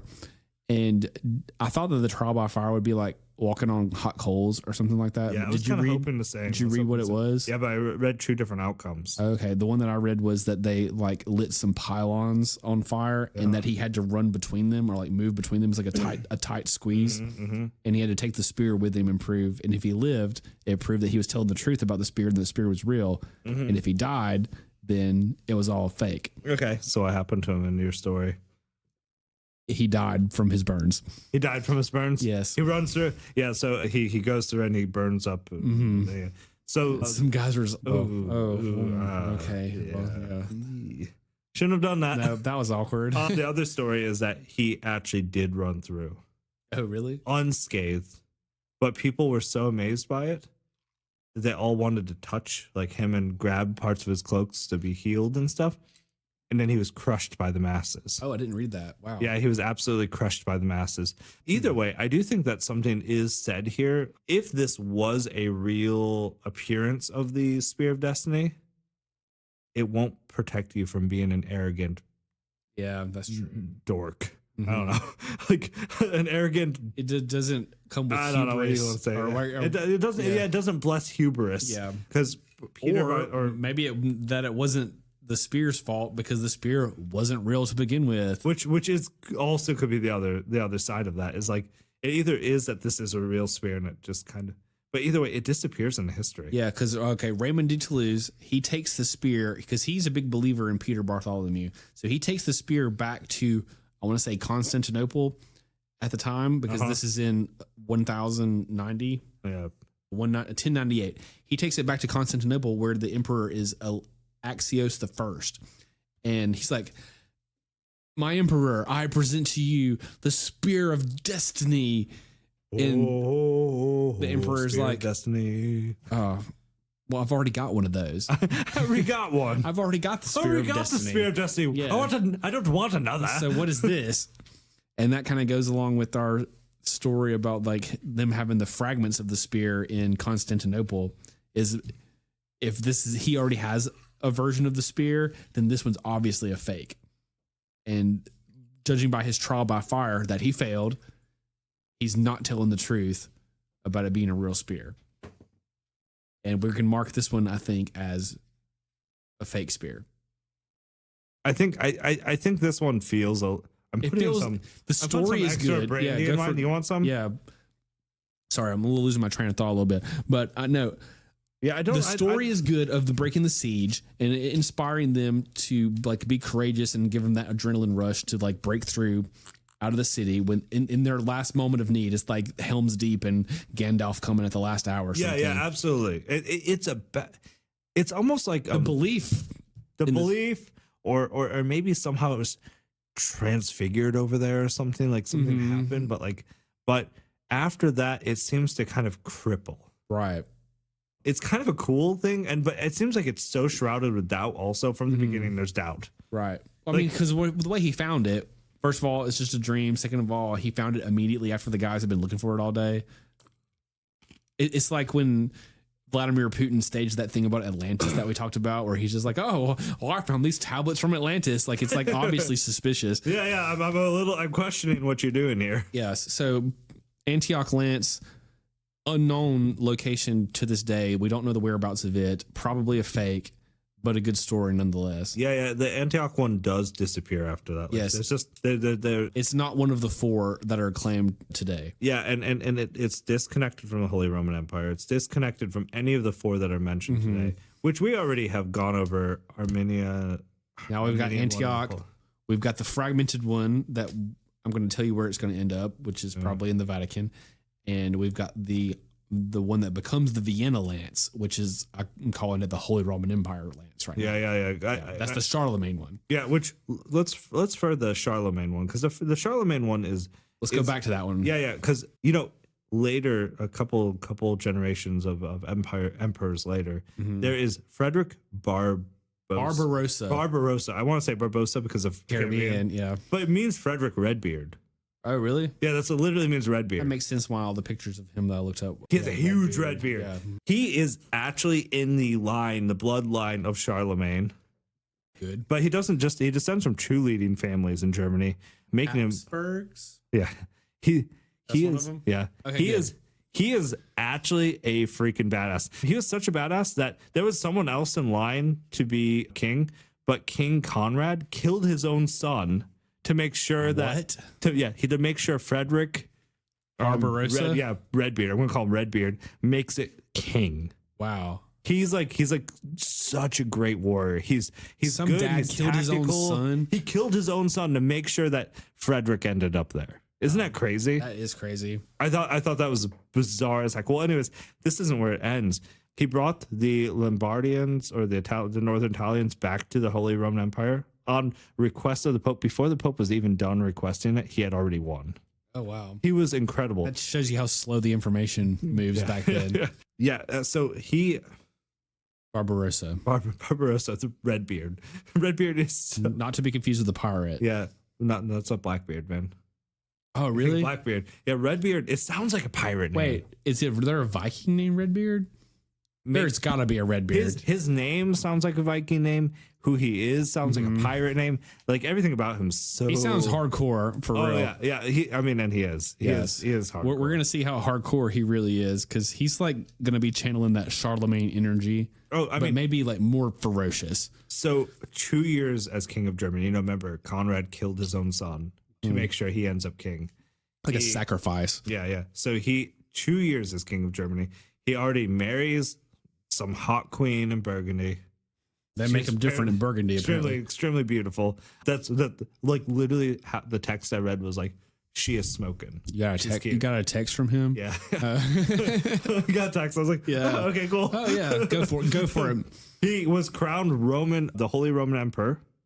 He quelled rebellions from provinces. He intervened in a civil war in Denmark, though he had no stakes in it at all. So he's always going all the way up to Denmark. Like a third party mediator. Yeah. He's created himself. He's like made his position among the princes of Germany.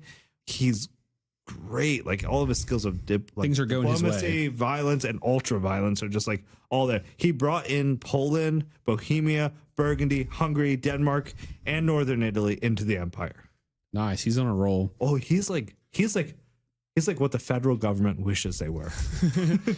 That's funny. Uniting the states. But at some point things go wrong for him. Oh no. Something he does is he does piss off the Pope. Okay. There's a lot of divisions. We've learned about what happens when you piss off the Pope. Yeah. He makes you wait in the snow. Yeah. Well, you know what he said? He said, "Oh yeah, I'm making my own Pope."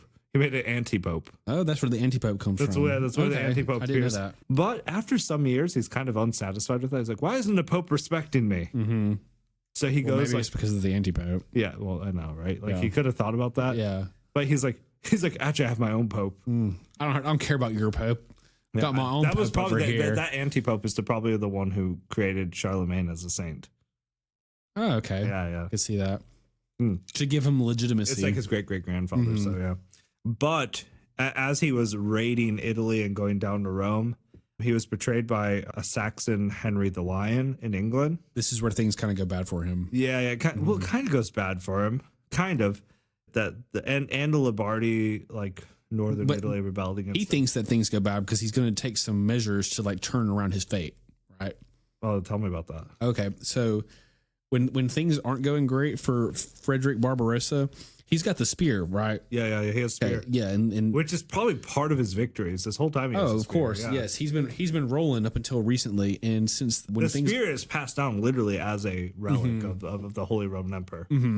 But at this point, he's like, okay, why is the spear not working for me anymore? It must be corrupted by all this cursed blood that has been shed by it, it has absorbed over the generations. So what we're going to do is we're going to try to baptize the spear, and we're going to purify it. So he takes it to the Rhine River, and he baptizes the spear somehow to try to cleanse it from all this bloodshed that it has caused, thinking that it's going to restore his good fortune with it. I think in some sense, it probably worked because, like, he has some more success. well, he finds a softer, more diplomatic way to go about things. From going and burning down northern Italy, 12 years later, he's married to the Burgundy. Not just Burgundy.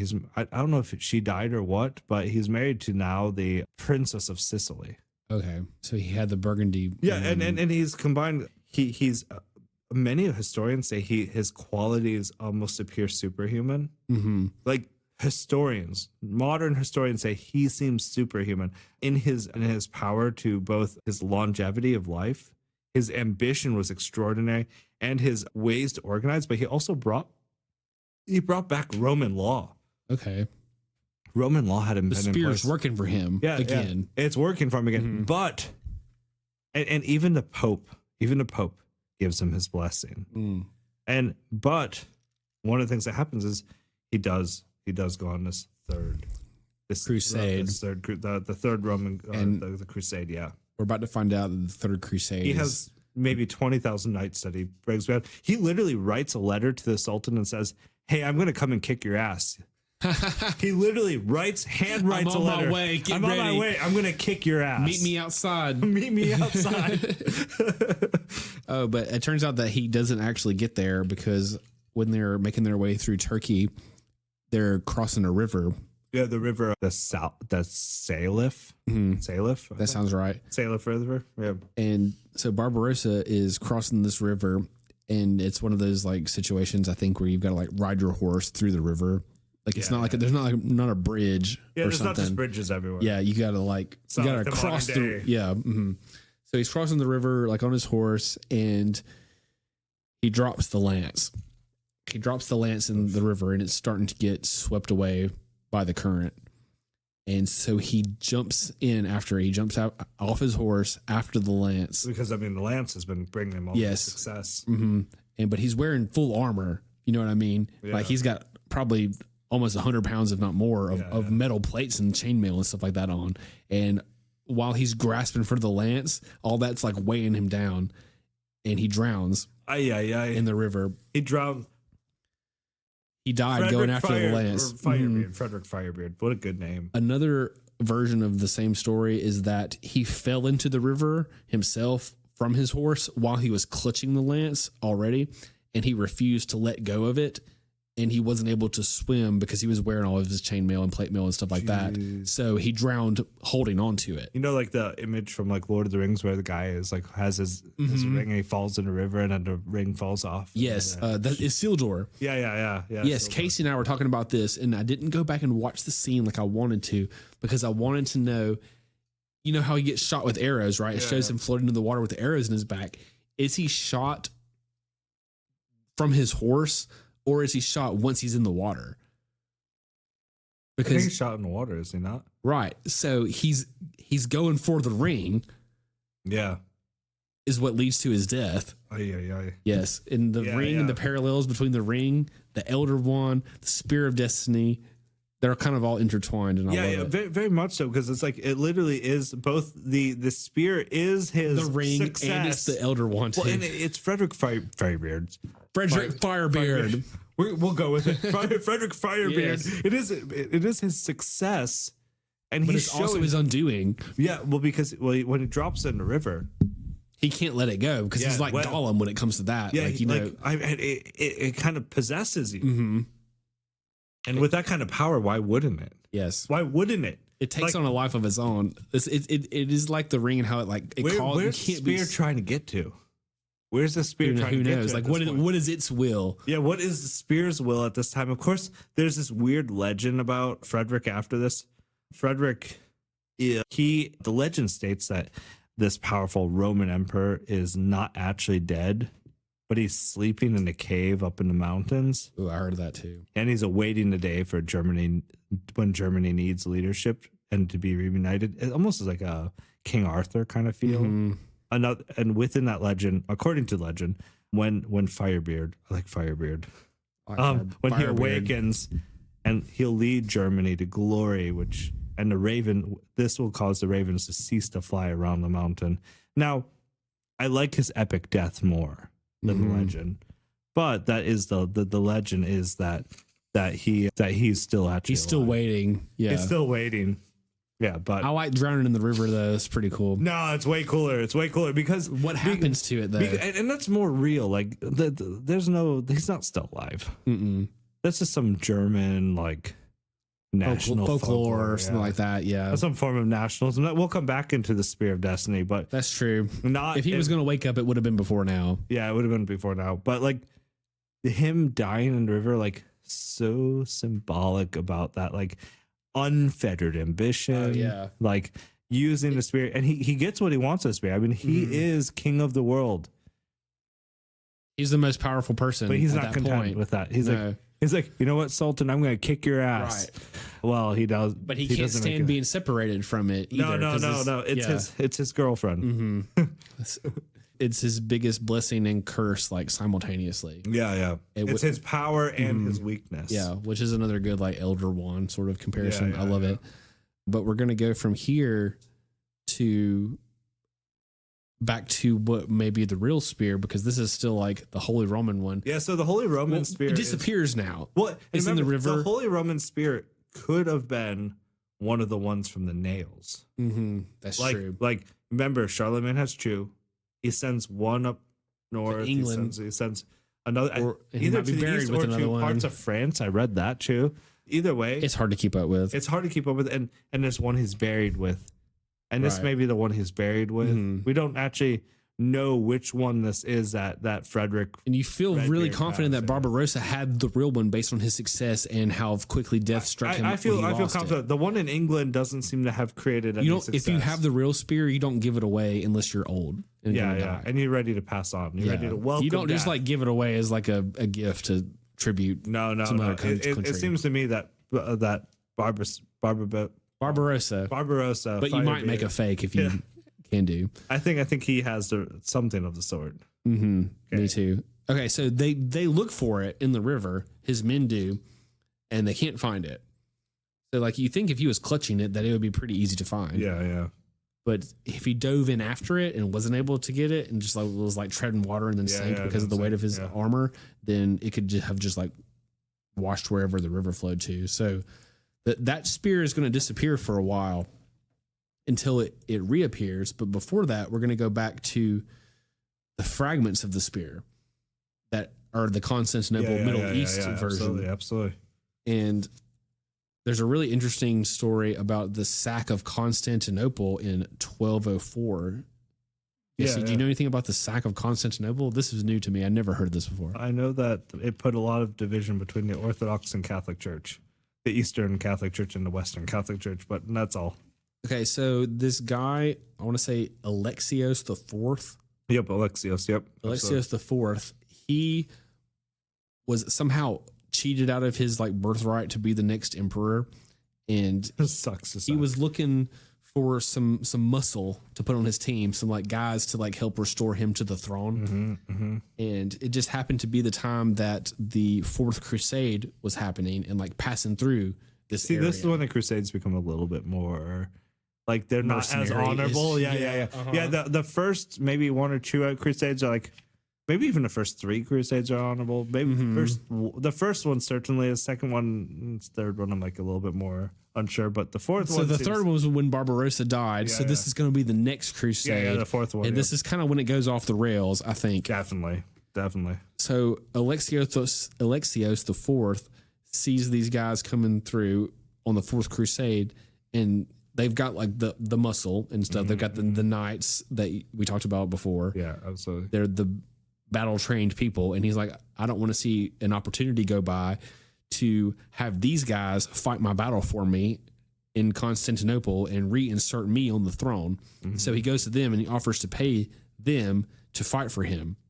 Okay, so he pays mercenaries. He pays for them. So they're supposedly like on their way to Jerusalem, like the other crusades were, to win back or to either like protect the pilgrims or to win back Jerusalem from the Muslims that have taken over it, just like the regular crusades have been about all this time. But here they have a complete 180 and a change of heart. And instead of going to Jerusalem, they turn their sights on Constantinople, which was already Christian, which was supposed to be their allies and supposed to be their like brothers in Christ. But instead, they fall victim to the bribe or like the promise of a sweet payday, and they say, we will ransack the city and install Alexios IV as the new emperor in exchange for money and whatever we can loot the city for. Yeah, they truly become mercenaries at this time. Yeah. And they're successful in it, I think. But at some point, Alexios gets killed and it just turns to pandemonium in the city. And the Crusaders are just taking everything they can, which might include the spear, because that's where it is last seen before it reappears again a few hundred years later. Yeah, that makes sense. So it appeared in Constantinople. So about 50 years later, because since you have the Crusaders, they set up, they ransacked the city of Constantinople so much that they set up a Latin government in Constantinople. So it's like a puppet state of Rome in Constantinople, because before we had the East and West were divided. But now Constantinople's acting as a Roman state. Yes, for kind of temporarily. It's like a reversal of fortune that we saw earlier. And so for a while, the Crusaders are in charge of Constantinople until the Byzantines like are able to like reunite their forces or like mount up like a counter force. About 50 years later, they're able to like get the numbers to take back over the city and to make it a part of the Byzantine Empire again and to oust the Crusaders. And that's where we see the emperor Baldwin II. He's trying to mend diplomatic relations he's trying with to the create West. some space with the West where he's like, okay, this isn't so bad. So he sells the tip of the spear to King Louis IX of France, along with 21 other relics. Who knows what those things were? Well, part of them were like the crown of thorns, things like that, all kinds of stuff. Crown of thorns. Who knows? Yes. Who knows? Cup, teeth. We don't know. Maybe it's the loincloth. Chalice. I don't know. Yeah, all of it. So he sells part of it to France, and that one is kept in. I'm not going to say it's like kept in Notre Dame, but it's like kept in some monastery. Could have been kept in Notre Dame, but in Paris. In Paris, for the foreseeable future.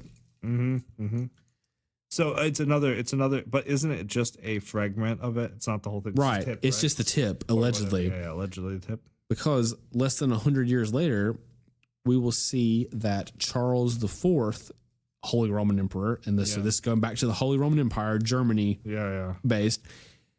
If you see pictures of what is allegedly the Spear of Destiny, you'll notice that it has a sleeve around it that like sort of, I don't know what the sleeve is for. It's not like a functional thing. If you were actually fighting with the spear, I don't think it would have a sleeve on it, but it's sort of like, I guess if you like buy a cigar or something, it's got like a little like wrapping thing on it that tells you what it is. Wrapping here? Yes. So it's got a little like wrapping on it, and the wrapping says, do you know what the wrapping says? I do not. I think the wrapping says this is the holy spear and nail of Christ. I'm going to get holy that. Spear and nail. Yes. So it refers to it as the spear and the nail. So somehow the spear and nails came together. Became united. Because you see those separated at Constantine, and you also see those separated at Charlemagne. Charlemagne as well. Yes. It's very confusing. If anything, guys, this is a relatively confusing. This is the most confusing story that we've ever done.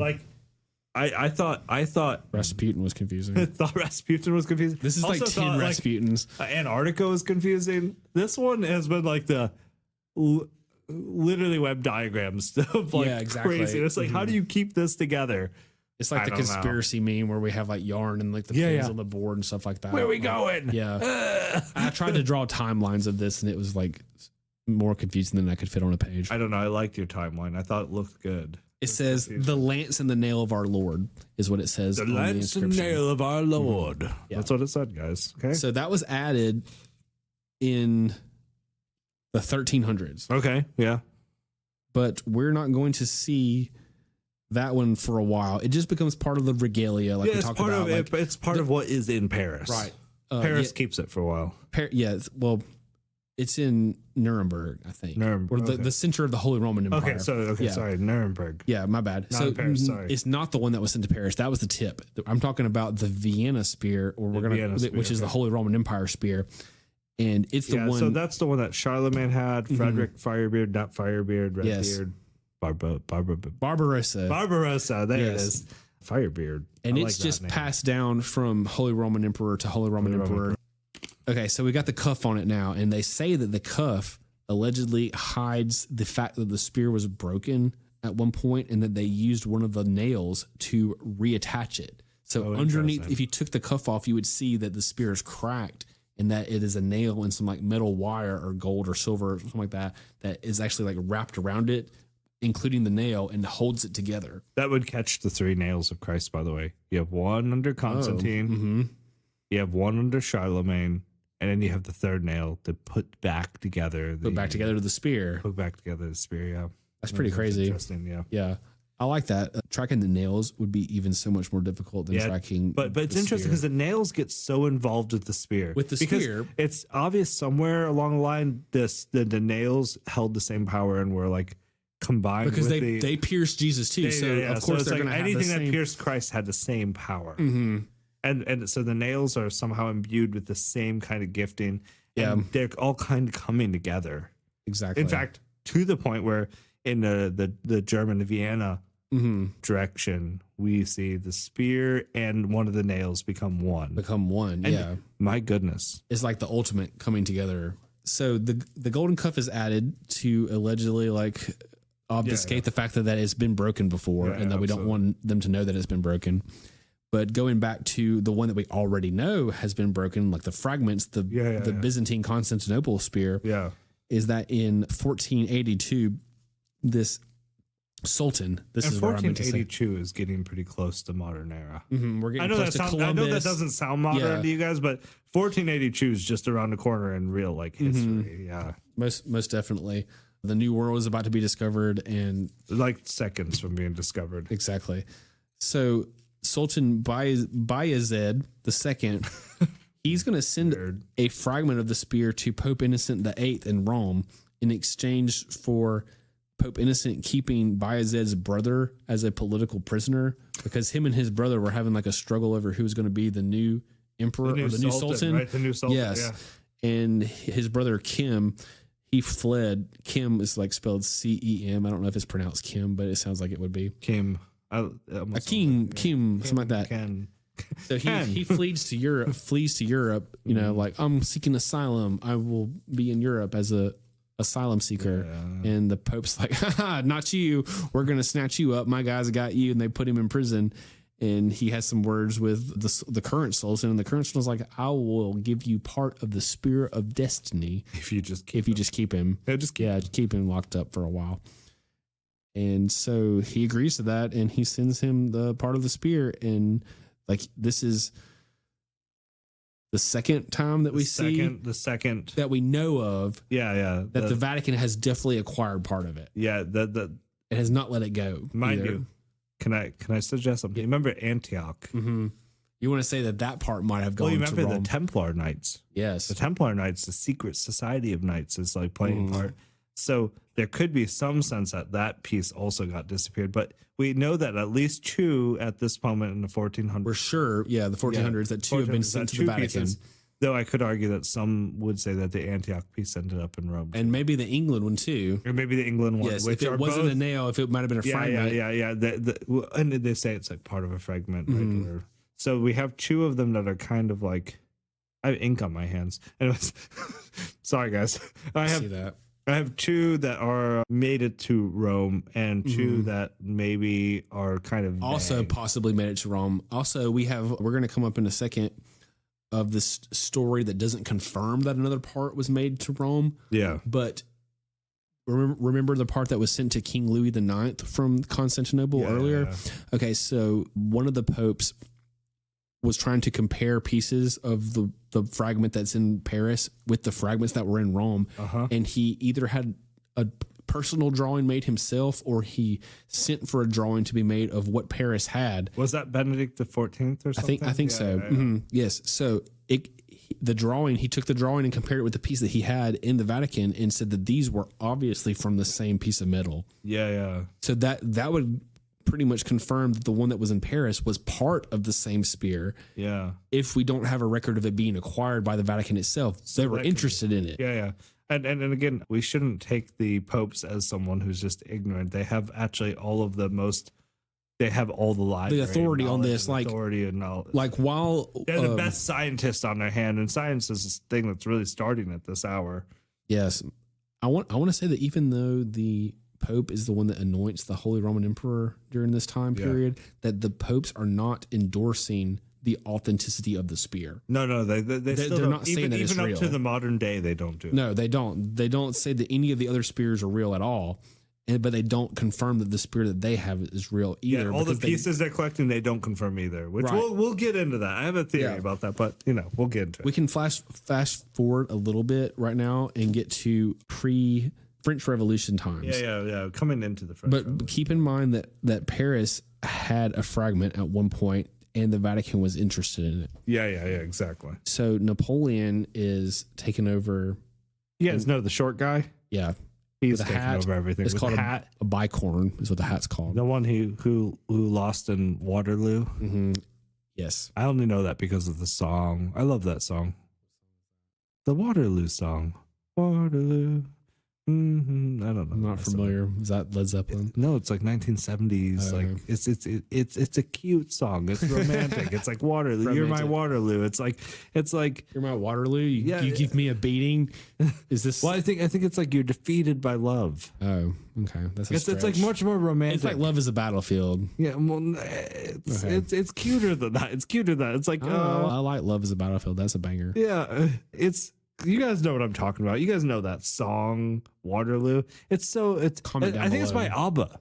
Oh, really? Yeah, I think. Oh, well, no wonder they're European. We don't know that song. It's not Dancing Queen. Okay, so Napoleon was obviously interested in these holy relics. Yeah, absolutely. Well, he's trying to take over the world, and what relic has been most useful for taking over things? You're right. It has been the Spear of Destiny. I think it would be stupid if Napoleon wasn't into it. And this is why I think the Vatican got the fragment from Paris, because it doesn't say that Napoleon immediately went and seized the fragment that Paris already had. Yeah. It says that Napoleon went for the spear that was in Nuremberg. Nuremberg is the one where the Holy Roman Emperor spear is being kept. So he goes for that one. But not the one in Paris? Not the one in Paris, which makes me think that the Vatican somehow, after they had this comparison of the photo, not the photo, the drawing, the drawing matching the one that they have already, that somehow the Vatican was able to finagle the fragment of the spear out of Paris and back into Rome. Well, of course, that's not very unusual. The Pope does have actual authority over any cathedral or any parish church. So if the Vatican, so he wouldn't have to launch a secret mission to take it. He could probably just request it and get it. Oh, well, absolutely, absolutely. I think even now, if like Pope Francis was like, "Hey, I want that," I want to say that probably constitutes as the third piece. Yeah. So the third piece that the Vatican has acquired now. So they're at three fragments in the Vatican, possibly five. Three, possibly five in the Vatican. Okay. Yeah. Let's stick with that. And I want to say, I was thinking about this in the bathroom a second ago, is that the best stories don't involve the Vatican pieces. The best stories are about the fakes. Yeah. To throw off the trail. Yeah, throw off the most dramatic stories are all going to be about ones that we probably find out are not the real one. Like Antioch. Yes, like Antioch, exactly. Antioch. Yeah. Let's keep that in mind. Okay. But so Napoleon goes to Nuremberg, he invades Germany, and he's going to try to seize the spear, but the Habsburgs are the ones that are in charge of Germany or Austria. They're like one of the most prominent families in the world at this time. And they smuggle the spear out of Nuremberg and take it to Vienna in Austria, before Napoleon can get his hands on it. The short guy never wins. No, he never wins. So Napoleon is one of those ones that is claimed to have had the spear, or like you see his name associated with taking it at some point. But he never. He narrowly misses it. He's like, ah. Yes. The Habsburgs take it from his little stubby fingers. Is like, no, you can't have it. Nope. It's our spear. Yeah. And they take it back to Vienna, and a few years later, he's defeated in the Battle of Waterloo. Mm-hmm. Another great song, Waterloo. Too bad. You for know Napoleon. that song, right? What, we just talked about this, didn't we? Did we? Waterloo? Yeah, we did. We just talked about this. I was wondering. You have amnesia. That's funny. Waterloo, right? Waterloo. Yeah. Okay, so Napoleon, he comes up empty with it, and now it is firmly implanted at Vienna, maybe not at the museum that we're going to see at in a little bit, but at the Royal Palace, I think, for a while. It kind of changes between the museum and the palace, depending on what time. But that's going to be its final destination until for a while. For a while. We're going to see it come up in a little while, but that's where it makes its new home, not in Nuremberg. That's important. That's going to come up later. Okay. All right. So this wouldn't be an episode of Legends and Libations without an appearance from our favorite notorious group of people throughout history. Our favorite notorious enemies of society. let's not confuse this as our favorite people in society. This is our favorite content creators. Favorite content creators. They've appeared in almost many of every episode. Every episode. Antarctica, from the beginning. Ark of the Covenant. They were there, but that's just the beginning. I mean, they weren't in El Dorado, but they were probably pretty much in everything else. Everything else they were a part of. What is our favorite scapegoat enemy? It's the Society? Nazis. The Nazis, yeah, of course. The Nazis are part of. If it's not Helena Blavatsky, it's the Nazis. It's always one or the other, and mostly both. But yeah, we see them come up again in the episode of the Spear of Destiny, which is crazy. What are the Nazis doing?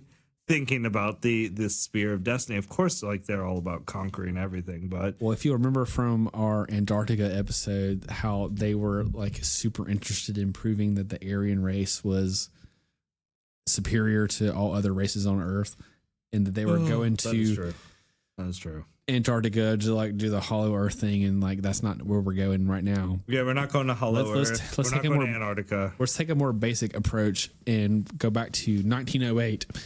1908. Taking ourselves back in the day. Yes. Back in the day. And we are a young art student in Vienna who is discouraged because no one likes his like watercolor paintings or whatever. I feel really worried about art students and no one liking their paintings. I'm like, me too. Like every time I meet a student, it's like, oh, I'm doing art. I'm like, how many people? You're doing great, dude. Yeah, I'm just like, you're doing great. Everyone loves what you're doing because I'm afraid that they might do a Columbine. I'm super afraid of it because historically or a genocide. Historically, you got to encourage the artists. Yeah, like even if they're coloring outside of the lines. I know that's how Picasso became so popular. Even though he's coloring out of the lines, people someone really encouraged him because his paintings aren't very good. I don't think. No, not at all. Like I don't even know why people are like, oh yes, this is good art. A lot of modern artists are like that. But modern art is like that too. It's like I'm just gonna vomit on the canvas, and someone was like, "Good job. Yeah, you did great. Yes, you did great. You didn't become a Nazi. Yes, or a school shooter." So encourage your artists. They have the power to become crazy. So none other than Hitler was viewing the museum in Vienna in 1908. And he was walking through the museum and he sees this display that contains the Spear of Destiny. Because remember, it was taken to Vienna to protect it from Napoleon. And of course, and that's where it's been all this time. It's crazy it's stayed there. Mm-hmm. Yeah. And he's like, whoa. And he's just enamored with the spear. I wish he just drew it and didn't do anything else. He probably did, but it's like watercolors.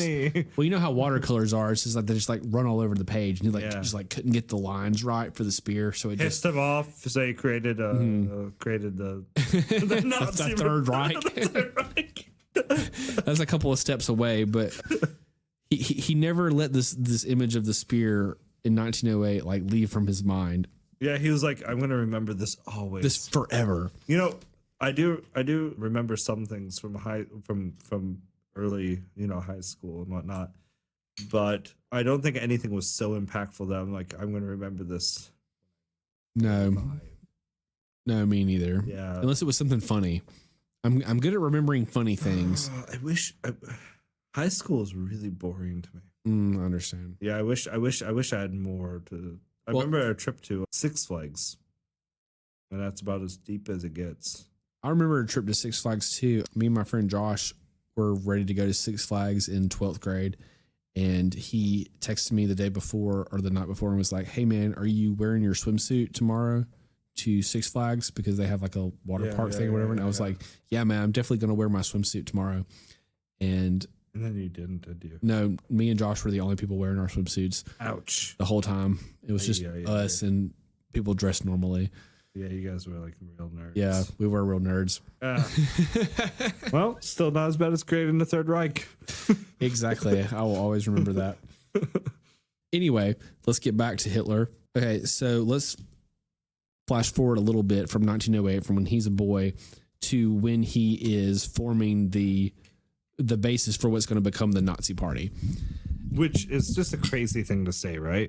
Oh, yes. Well, it turned out that apparently he was like super charismatic or really just was in the right place at the right time a lot of times. So we don't have much drink left. So I'm going to fill the rest of these with brandy. Let's go for it, Jesse. We're not scared. We're not scared here at Legends and Libations. We don't have time to be scared. No, we don't. We almost consider it a point of pride if we are able to finish the entire beverage. You see that? I did a bottle of wine and a bottle of brandy. Goodbye. Cheers, mate. Cheers to Legends and Libations. There we go. And to one of my favorite stores. Oh, that's stout. Okay, so tell me. Okay, so he's done his like beer hall push thing or whatever, and like he's become elected the leader or however he became in charge. So it's running full force now. Nazi Germany. He's in charge. 1938. And he is preparing to invade Austria because they're just like next door neighbors. You got to take the easy ones off the board first. You got to pick off those like the people around. The low hanging fruit, Yeah, absolutely. They're going to show least resistance because they're already like close by. So, and they probably also speak German already. So yeah, it's exactly. Like it's easiest, yeah. So the legend goes that Hitler already had a guy stationed at the museum, and he was just like in plain clothes, like he was just like a normal spectator. So like he already had his own men at the museum holding. Yes, he had a guy like just like chilling out by the exhibit where the Spear of Destiny was held. Wow. And then when the Nazis crossed the border, that guy took his Nazi uniform out of his backpack and put it on and pulled out his gun, and he was just like standing guard over the Spear of Destiny. Oh, wow. To wait until Hitler got there to claim it. Oh, so he was like he already kind of claimed it before he actually claimed it. Yeah. Well, like he already had men in place, so that he really couldn't lose because the museum's not like, hey, we're protecting us. Can you imagine a museum being a superpower? Yeah, unless it's Vatican Museum, the Smithsonian Museum, Smithsonian Museum. Those two. See our giant episode. Look at our giant episode. Last episode, very funny. Yes, most definitely one of our funniest episodes. But I thought it showed how much foresight and like intention that he had. He had this guy stationed there just to protect the spear as soon as the Nazis took over the country. And within 2 days or like 48 hours, Hitler was there to take the spear, and he has it taken from Vienna back to Nuremberg. Nuremberg, which was the spiritual capital of the Holy Roman Empire for centuries. Yeah. And he has it replaced back in Nuremberg. Wow. It's almost symbolic.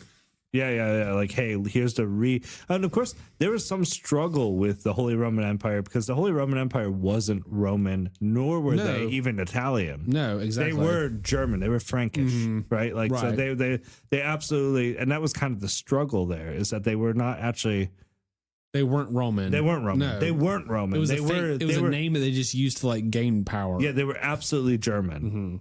And so I could see why he would use this as like a. That appealed to him because himself, Hitler, didn't come from like a family line of much prestige at all. So he had this idea that if he was able, just like the Roman emperors were before, if he could add these holy relics to his name, then he would be able to give himself the like legitimacy that he required to be. I belong here. I belong here. I got the holy relics. Yes, which is such a medieval idea. It's weird that he was thinking that in the 1930s, 40s. Right? Most definitely, he was obsessed with these kind of like occult things, like as we see in the Antarctica episode. He would believe in Mothman right now. Wait for our episode about Mothman. I love Mothman. Coming soon. He's my favorite cryptid, I think.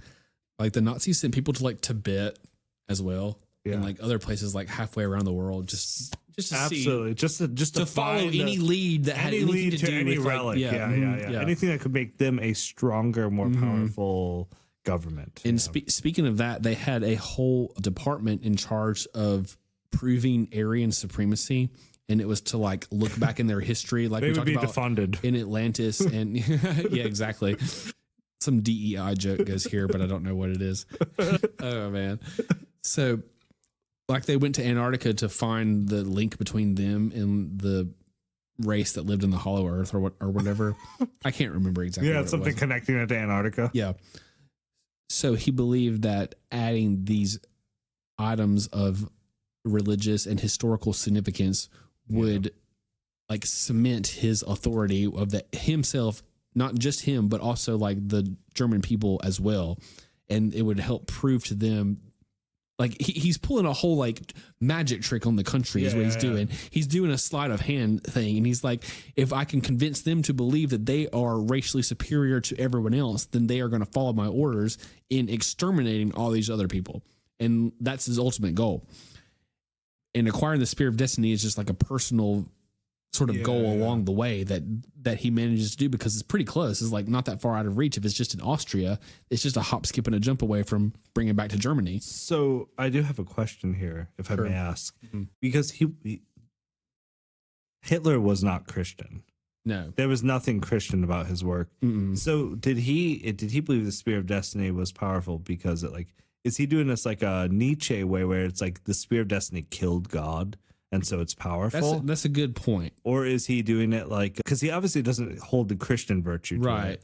He's not Holy Roman Emperor because he's actually like unholy Roman Emperor. Exactly. So is he like thinking of this in this way of like, hey, this spear killed God? He's probably thinking it more of like in an Elder Wand sort of sense. That with the legend that we talked about, how he who controls the spear controls the fate of the world. So he really like believed in the legend. Whether he bought into it. It's not the only thing that he bought into because he surrounded himself with like other people like Heinrich Himmler and stuff like that were like way even more off the deep end in this like esoteric belief system than he was. Yeah. And they were doing all kinds of stuff, but the one that was apparently really important to Hitler himself, the Spear of Destiny, was the top of the list. And when we talk about how they were trying to prove the Aryan racial supremacy over other races, they had this specific department that was in charge of doing this, and they were like trying to find any link that they could between the current Germans and Aryan races of the past or whatever. Like they were trying to prove themselves to be racially superior. So they were grabbing in PhDs from like linguists, historians, people who were studying like anthropology, the lineages, stuff. I'm doing a bad job of explaining all these different diplomacies. That was like history, anything that had to do with history, biology, or anything like that. They were throwing everything at the wall and seeing what stuck. And so, just all over the place. They were particularly interested in this one guy, and his name was Walter Horn. He was a PhD in art history. And why does that seem like so Hitler? He saw a little bit of himself in Walter Horn. He's art history. Let's give him a job. Exactly. Like a scholarship or something like that. Oh, God. Sorry. We should laugh about that. So they reached out to Walter Horn, and since like all other people in PhDs around his profession were getting press gained into being part of the Nazi party, and a lot of times you could kind of like seek refuge in these more academic circles and not have to be the one with the gas chamber that it's like pulling the lever for the gas or whatever. Someone dumber can pull the lever, but you can just say pull the lever, right? Wrong. So, but Walter Horn, he disagreed with every bit of the Nazi ideology from the top to bottom. He saw through it and how it was just like a power play sort of thing. And he wanted to get out of Germany, which was really hard to do at the time. It's hard to get out of Nazi Germany when exactly. you're German who doesn't want to die. So which I think maybe we should give some mercy to people who are just on that kind of a space. Not like a lot, but like, because sometimes you just got to choose to do it. Sometimes you just put your head down and they do what you're told and hope that you're not held responsible for it. But then other times, sometimes that stand up. That creates Nazi Germany. Exactly. That's like how Nazi Germany is created. Absolutely. Good point, Jesse. It sucks, but sometimes it's like you got to choose. You have to move the line between putting your head down and between going against what all your peers and people around you are doing. The whole culture is saying. Yeah, exactly. Like when the whole world around you is telling you, hey, this is fine, you have to be like, this is bullshit. Most We're not definitely. going to do this trash. And that's what Walter Horn did. Nice. So he fled. Like Walter Horn. He tried to flee Nazi Germany, and he was going to escape and like go to America was his plan. Coming to the land of the free. Exactly. Or whatever. So he goes to escape, and he's getting in this car, and his car gets stopped by an SS officer. I thought you were joking about his car, but got stopped. No, so the SS officer walks up to his car, and he like looks at his papers, identification or whatever, and he's like, we're looking for people like you, so just don't get caught. And he lets him go. He lets him go? He lets him go. So this is the SS officer. That's right. He lets him go. Lets Walter Horn go. You know that guy's actually not on the side of the Nazis. Hell yeah. Exactly. That officer needs a name. He does. Yeah, because unfortunately he doesn't have a name. Yeah, he just got like, that officer was letting people go. Yep. Oh, he was badass. So Walter Horn goes from Germany. I think he goes down to like Italy or Sicily or somewhere, and he eventually gets on a boat to America. Good job. And he goes to America and becomes an American citizen. And then when the Allies... Easier than it is now. Yeah, most definitely. So when the Allies are coming back to Europe, or for the first time, actually, when the Allies when America involves itself in the war, Walter Horn is going to be part of the Allies. Okay. Because he joined the army or the military. And he's going to be an interrogator because he speaks German. Yeah. So he'd be of much use to be able to interrogate the German prisoners that they take. So he's interrogating this guy in Germany. His name is Franz Huber. Huber. So he's got Franz Huber in this room, interrogation room, and they're just like kind of talking back and forth, trying to see if Franz Huber has any information that the Allies can use. And it seems like it's going nowhere. Like this guy, he's like a low level guy. He doesn't know necessarily anything. Franz Huber. He doesn't. He sounds like a composer. Yeah, I was gonna say a porn star, but yeah. Franz Huber could be pretty close. Like he's worthless. He's worthless. He's not of much help. But then so they're back there. He's like, Walter Horn's giving him cigarettes and like they're smoking or whatever. Yeah, just having their cigarette together. And it's like, and Franz Huber drops this like nugget of information. He's like, do you want to know where hidden treasure is in Nuremberg? Because Nuremberg is the place where they're nearby. The place of the old Holy Roman Empire. And Walter Horn's like, oh, sure. Like, tell me all about it. Yeah, but he's not very, he's incredulous. Yeah. You know how if you're a prisoner, you'll say whatever it is to be able to like get more cigarettes if it comes down to it. Yeah, absolutely. And Franz Huber's like, oh, well, my father he was a contractor for the company who put in a ventilation system for these underground tunnels that held a bunch of stolen art that we looted from other countries, that the Nazis looted from other countries, and we stored it under Nuremberg Castle. Wow. And my family built the ventilation system that they use. My mother actually goes down there once a week to check to make sure that the humidity levels and the ventilation system is functioning properly to not ruin the art that we've stolen. And do you remember what Walter Horn's profession or what his area of study was? Is that he was art history major. Oh, what a nerd. So he hears, stolen art? I want to hear all about it. I want to hear all about that. Tell me everything about that stolen art. Because he really is a nerd. Mm-hmm. He's a nerd. He wants to hear about that stolen art. He wants to know about art. Because like he wants to know who did that charcoal painting. He wants to know. He wants to know. You know he does. He loves that fruit basket picture that all of us regret. There's Monets and Monets. Yeah. The difference between a Rembrandt and a Cezanne. He knows. Yeah. He knows all of it. So he gets Franz Huber to tell him about where the entrance is to the vault under Nuremberg Castle that contains all of these pieces of art, which was a former beer cellar that was converted by the Nazis and expanded with the ventilation system to store all of these art that they looted from other places. Spear and art seem like they go so well together. Most definitely. Yeah. So Walter Horn types up his report to his superior, which is General Patton. General Patton. Who was in charge of the European theater, as we know, in World War II. Yeah, exactly. And General Patton happened to have a fondness or interest for the Spear of Destiny already. I wonder of why. Of course, yes. Everyone loves the Spear of Destiny. Everyone loves the Spear of Destiny. Or do they love power? We don't know.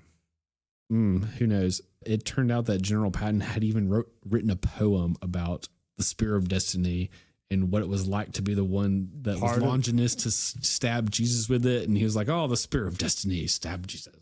Part of me feels like, ugh, gross. It's kind of weird a little bit. Like he's kind of like Spear of Destiny, so sexy. like ew. He had a strange fascination with it. But that was important because it gave the green light for Walter Horn's mission to break into the vault that contained the spear and the other relics. So it was in there with the art. Mm-hmm. It was in there with the art. Okay. So Patton greenlights this mission, and they were like, okay, we're going to go break into the cellars beneath Nuremberg Castle. Okay. Since we got this map from this Franz Huber guy, he told us where it is. We're going to go about this art. Yeah. We're going to go get back all the art that was stolen and the Spear of Destiny. So General Patton sends a team into Nuremberg, and it's like street by street, close quarters combat. They're like fighting. Yeah. Yeah, exactly. Yeah, I got in my corner. Yeah. They're just like taking it like inch by inch sort of thing. Old school warfare. Yes. It's really exciting and dangerous too. Yeah, exciting and dangerous. So they find the entrance to the vault. Mm-hmm. And it's like buried underneath all this rubble. It's not the vault is not in the castle. There's an outside entrance. There's an outside way because it's the beer cellar kind of thing. Yeah. Because it's the beer cellar. So they infiltrate the entrance to the vault, but they're going to get to the main door of the vault a little bit underground, and it's 12 inches thick of like solid steel. And they're like, okay, well, we don't have a way to get into the vault besides blowing it up. We're going to, what they do. Well, they bring in a bunch of guys with like some dynamite and explosives, and they're like wiring it up to like outside the vault, and they're about to detonate it. And the mayor of Nuremberg comes out and he's like, wait, I'll give you the combination to get into the vault. Just do not blow it up because it will destroy the art that's inside it. And does he come from outside? He's like, hey, actually, I have some codes. Right. I'm the mayor of Nuremberg. I can get you in the vault. I can get you in the vault. Yeah. I can get you in the vault. Please don't blow it up. Don't kill the art. Yeah. I mean, it's like destroying the library at Alexandria. Yeah, I get that. I would probably do the same. Honestly. It's really noble of him for whichever other atrocities that this guy has probably committed. Yeah. It's really cool that he had a change of heart right now. Yeah, just like the guy who let Walter Horn go earlier. He decides to give them the code to make sure that they don't destroy all the history that's contained within the vault. Which, badass. Thank you. Thank you to him. Thank you to the mayor of Nuremberg for his artistic preservation. So he lets them in, and they find amongst like the thousands of art that they had looted from across Europe, they find the Spear of Destiny in the vault beneath the Nuremberg Castle. Just like, Spear of Destiny. Exactly. Cool. And they send that back to General Patton, and he's like, they send it to General Patton, or they take it to him, and he's like, we must use this to win the war. So General Patton gets the Spear of Destiny. Hitler's like, I'm going to use it, and the General Patton's like, hey, we got it. We got it.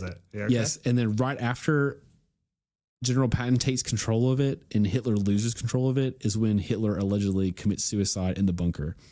Holy smoke! And he was not even near it or whatever, because it's in Nuremberg, and Hitler's like Berlin or wherever he is in his bunker. Yeah. And he's taking control for a while, and then and things were going well for him too. The V2 rocket was doing good, the Blitz were doing well, but then he loses control of it, and then he kills himself. And he kills himself. Mm-hmm.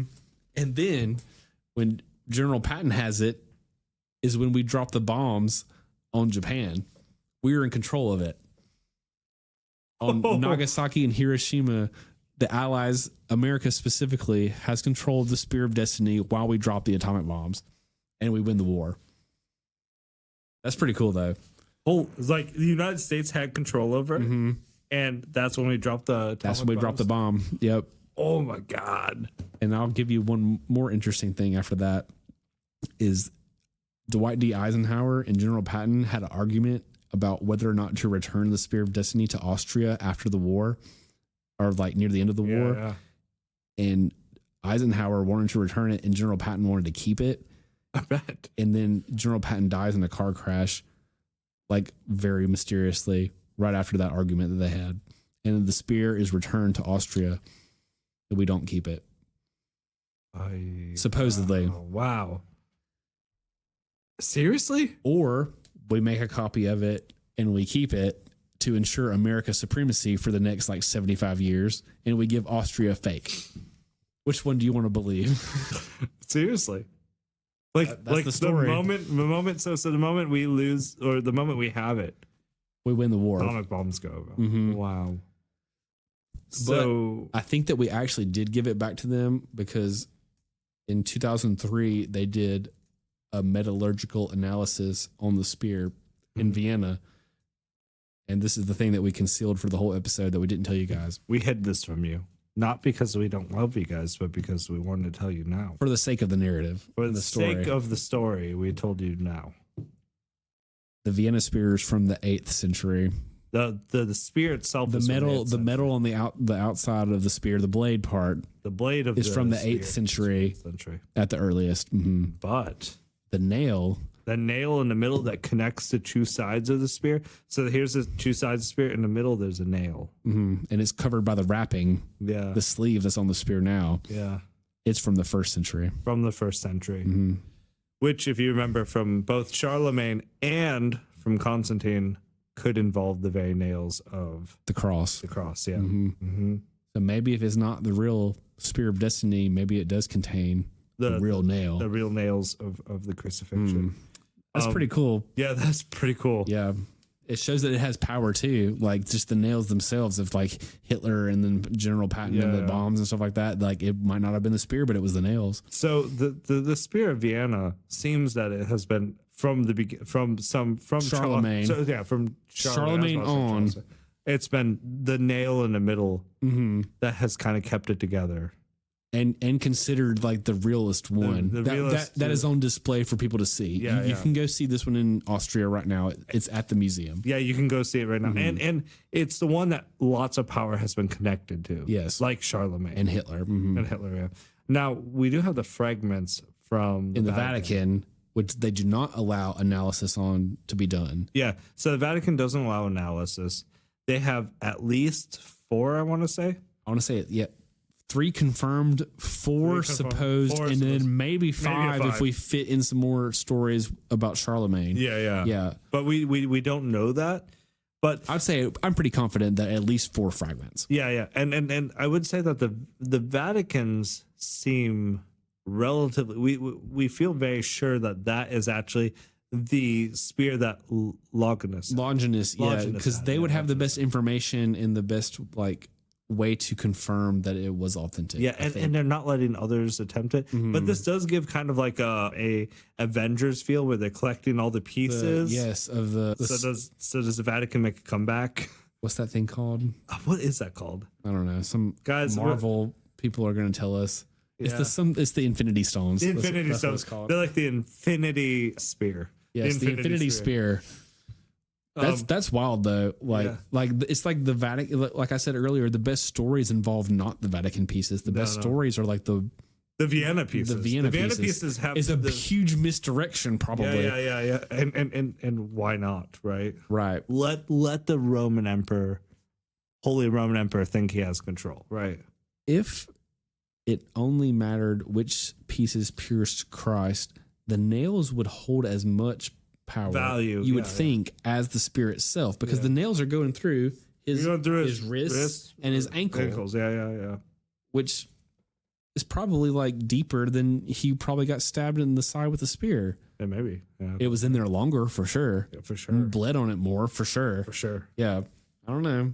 But and then maybe that's why they're all included in the Spear of Destiny, and all the nails seem to be made in the spear, whether it was the one that Constantine used, the one that Charlemagne the whole used. Roman emperor. Yeah, or even the one that was sent away. Yeah, at one point. So we were kind of saying as Legends and Libations, the Polish one is out. Cancel that one. Cancel that one. The Armenian one. Cancel. A bad fake, really, to be honest with you. It's like trying to forge your mom's signature on like a checkout note. Like, yeah. They know it's fake, but they just pretend for the sake of story. Yeah. Because I won't call your mom. The Antiochian one is cool. It has a good story around it. The Antiochian one has a good story. Mm-hmm. But it doesn't feel like it just kind of disappears. It's too much of a right place at the right time for those people, and it was a good motivating story. It's a good motivating story, but it doesn't last beyond. No, its whereabouts are unknown. Yeah. Mm-hmm. It just, unless the Vatican took it. Unless the Vatican took it. Baldwin II. But it doesn't say that it was a fragment that he found. Like, I feel like Bartholomew came up saying that he had like the whole spear. It did look rusty and gross. So probably. Who knows? Who knows? I have a couple like discussion questions that I thought were interesting. Yeah. What are they? You know how the Gospel of Nicodemus is like the one that we get a lot of the information about the Spirit from? Yeah. It's interesting how that is not a canonical book of the Bible, but yet it seems to have like impact history almost just as much as the books of the Bible. And we think about like the book of Enoch as well, and like the things that like that has a huge impact but it's not included in the Bible, but it's almost just as important. Yeah, absolutely. That blows my mind though. The pseudo-epigrapha, or like so like Protestant churches usually called the Apocrypha. They call that the Catholic books of the Bible, but the Catholic Church, when they refer to the Apocrypha, they're referring to these loose-handed Gospel of Nicodemus, Gospel of Thomas, and when I like those stories; those are cool. And the church doesn't necessarily, the Catholic Church doesn't necessarily reject these. Rather, they say that they're not authentically written by those people. They were written years later, and maybe in the school of thought. And a lot of them hold maybe some sense of heresy or some sense, right? But we know that for something to sound true, it has to contain, even if it's a lie, it has to contain a little bit of the truth, most of the truth, majority of the truth. And so, a lot of times, parts of the Gospel of Thomas or the Gospel of Nicodemus or the Book of Enoch contain huge truths, but it's hard to decipher what's not true from them. Well, maybe not the Book of Enoch, but yeah, the Gospel of Nicodemus or the Gospel of Thomas. The Gospel of Thomas has some pretty weird stuff. Which one has dragons in it?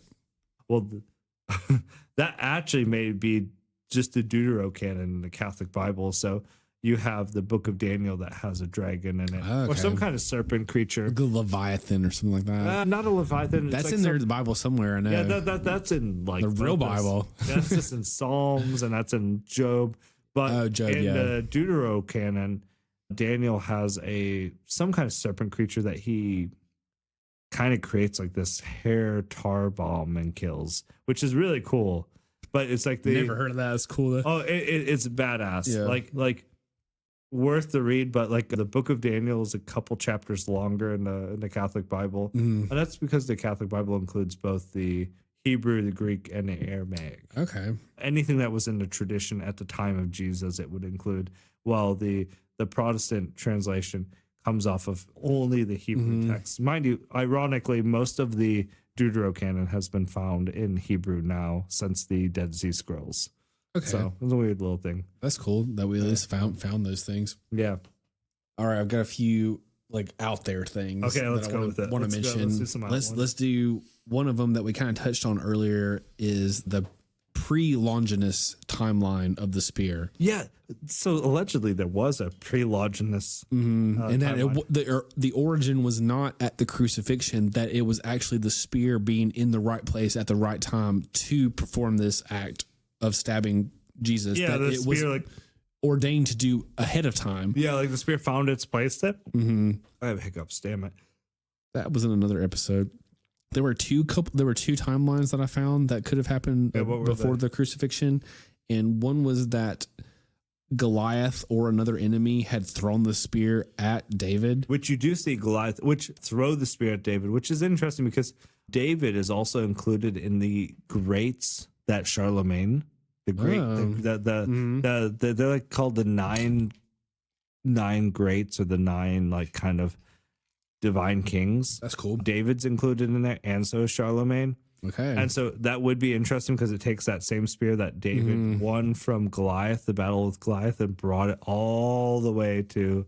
Somehow it passed from David to Joshua, and then somehow it went from Joshua to King Herod, but I don't know how it got from Joshua to King Herod. Yeah, that's a huge jump. It sounds like a jump, yeah. So of course that's like maybe like them pushing it, but that would be cool, and maybe some kind of legend can be backed up in that. But like David is like the most badass king. Like he truly is such a badass. Yeah, David is cool. They I don't know if it was HBO, Amazon maybe made a show called The House of David.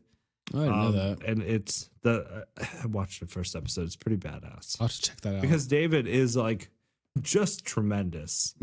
David is just an absolute like wild card when it comes to how maybe modern people understand religion. Modern people understand religion very little compared to like the way that they engaged with religion in that time period. Yeah. That makes sense. Another version of the timeline before Longinus is that the spear belonged to Alexander the Great, which would be about 300 BC. Okay.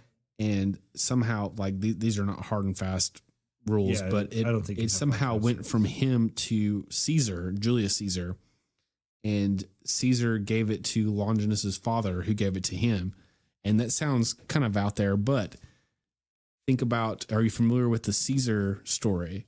Caesar, like Julius Caesar? Yeah, Julius Caesar. I mean, Do you know the names of the conspirators who stabbed Caesar? Well, I know Brutus. You know who else?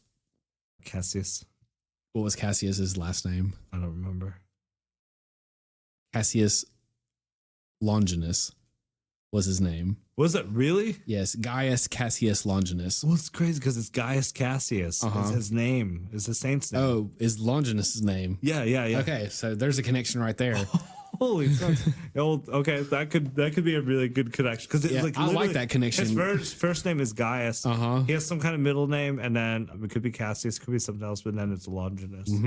Wow. Not to say that like necessarily is how it passed, but they could have like 100 Henrys. Yeah, 100 Gaius. I liked that. Wow, that's cool. And Julius Caesar, but we need to do an episode on him one day because he really is truly a badass. Yeah, there's cool stuff about Caesar for sure. A couple other things that I found before we wrap up and before I drop a bombshell is that, let's see. Okay, so you know how I like watch YouTube videos and stuff when I do research for this, and I was getting off into the weeds about trying to find stuff because there was like one documentary that had the Walter Horn story that I told you, and it was like 50 minutes long, and it was like copy and pasted in every sort of compilation documentary that I found. So it was just like over and over again, I found the same documentary. So I was like way out of left field trying to find something that would give me some good stories for this, and I found this Ukrainian documentary that was overdubbed in English, and it had it was this guy talking in Ukrainian or whatever, and it was overdubbed in English, and he was talking about this company that he had found that was trying to create artificial consciousness, not artificial intelligence, but they were trying to like go one step further than that and make computers conscious. And the company was called XP NRG, like NRG, not energy, but like it sounds like energy. And their logo was the Spear of Destiny. And so he looked into this company's like website and their like internet presence or whatever. And he found this video where they gave a tour of their headquarters. And in their headquarters, he was the like CEO or executives or whatever were showing this woman who was reporting on the company. They were showing her the interior or whatever, and they had the shirts on that had NRG, XP Energy, and it had the Spear of Destiny on it. And they're like, okay, well, do you want to see the inspiration for what's on our shirts? Is turn around and look behind you. And they had in a glass case the Spear of Destiny on their wall. And I was like, is that real? I don't know if it's real or not. So the reporter asked if it was real. And the guy that was the CEO, he only said, there are 4 other places that claim that they have the real Spear of Destiny. And I can tell you one thing, that they are all fake. And I was like, oh, well, that's pretty interesting right there. What? I don't know. But the whole thing seemed really low budget at the same time. Yeah. So I want to like give that caveat there.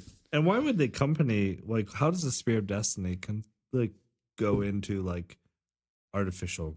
I could see how the Spear of Destiny would go into capitalism and like corporations and stuff like that. Yeah. I don't see how it would be confined to some like low budget Ukrainian startup that's trying to do this AI sort of thing or whatever. Yeah. But it was a good reveal. If they become overly powerful in the next couple of years, I might actually pay attention to this. Yeah. Like if they become a powerful XP company. Energy. If XP Energy becomes a powerful company, they have watch out because they've got the Spear of Destiny. Yeah. And take it from them. Yeah. That was kind of cool though. That's cool. One more thing, or I got two more things. Have you seen the movie Constantine? No, I haven't. Okay, so that we watched that as part of like the research for it. Because you have to see how modern culture is taking on this stuff. Yeah, and then it's got Keanu Reeves in it and that's fun. Rachel Weisz.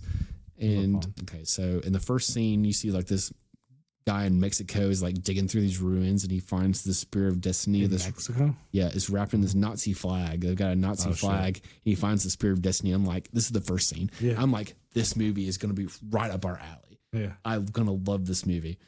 I'm going to talk about it on the podcast.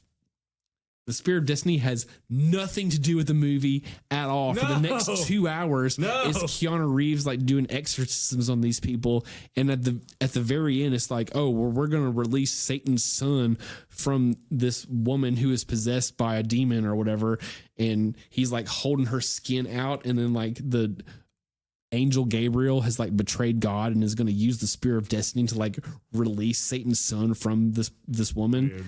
And yes, that was weird, but they didn't do it because they didn't get down to the stabbing part and releasing Satan's son. And the Spear of Destiny had nothing to do with the plot other than that. They didn't need the Spear of Destiny to release Satan's son. The Spear of Destiny was supposed to be used to like kill the Son of God or to kill God or something like that, sort of like in the Golden Compass or his Dark Materials.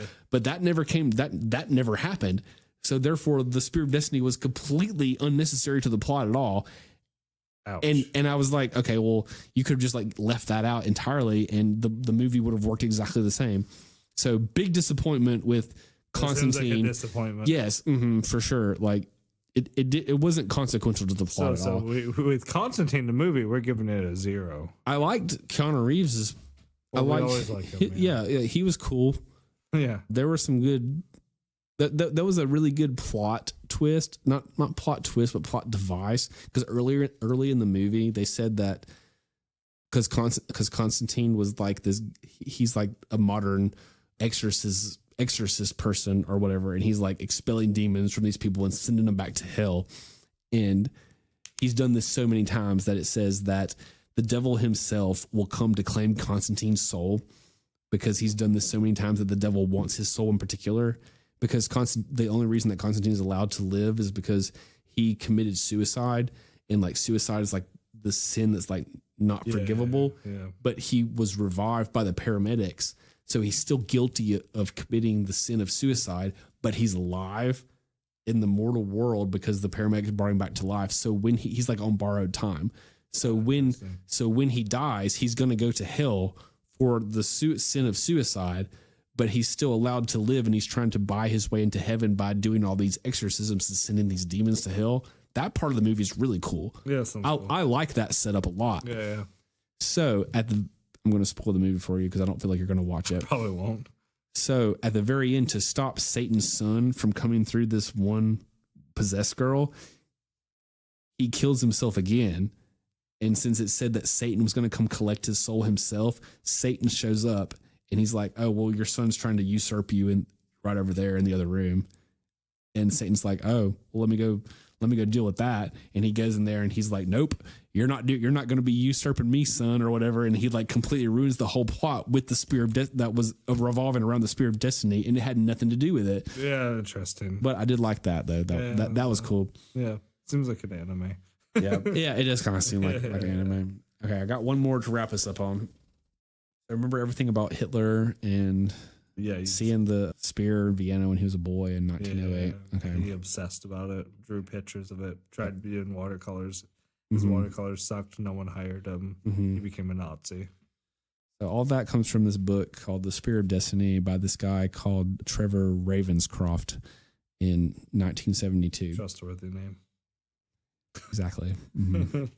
And Trevor Ravenscroft claims that he had a firsthand source that knew Hitler personally, and that's where all this like information for this story came from.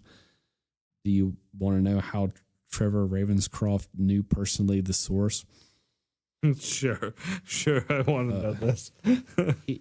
he channeled his spirit through a medium and like talked to him in the afterlife by like doing a seance and lighting all these candles and talking to him on the other side.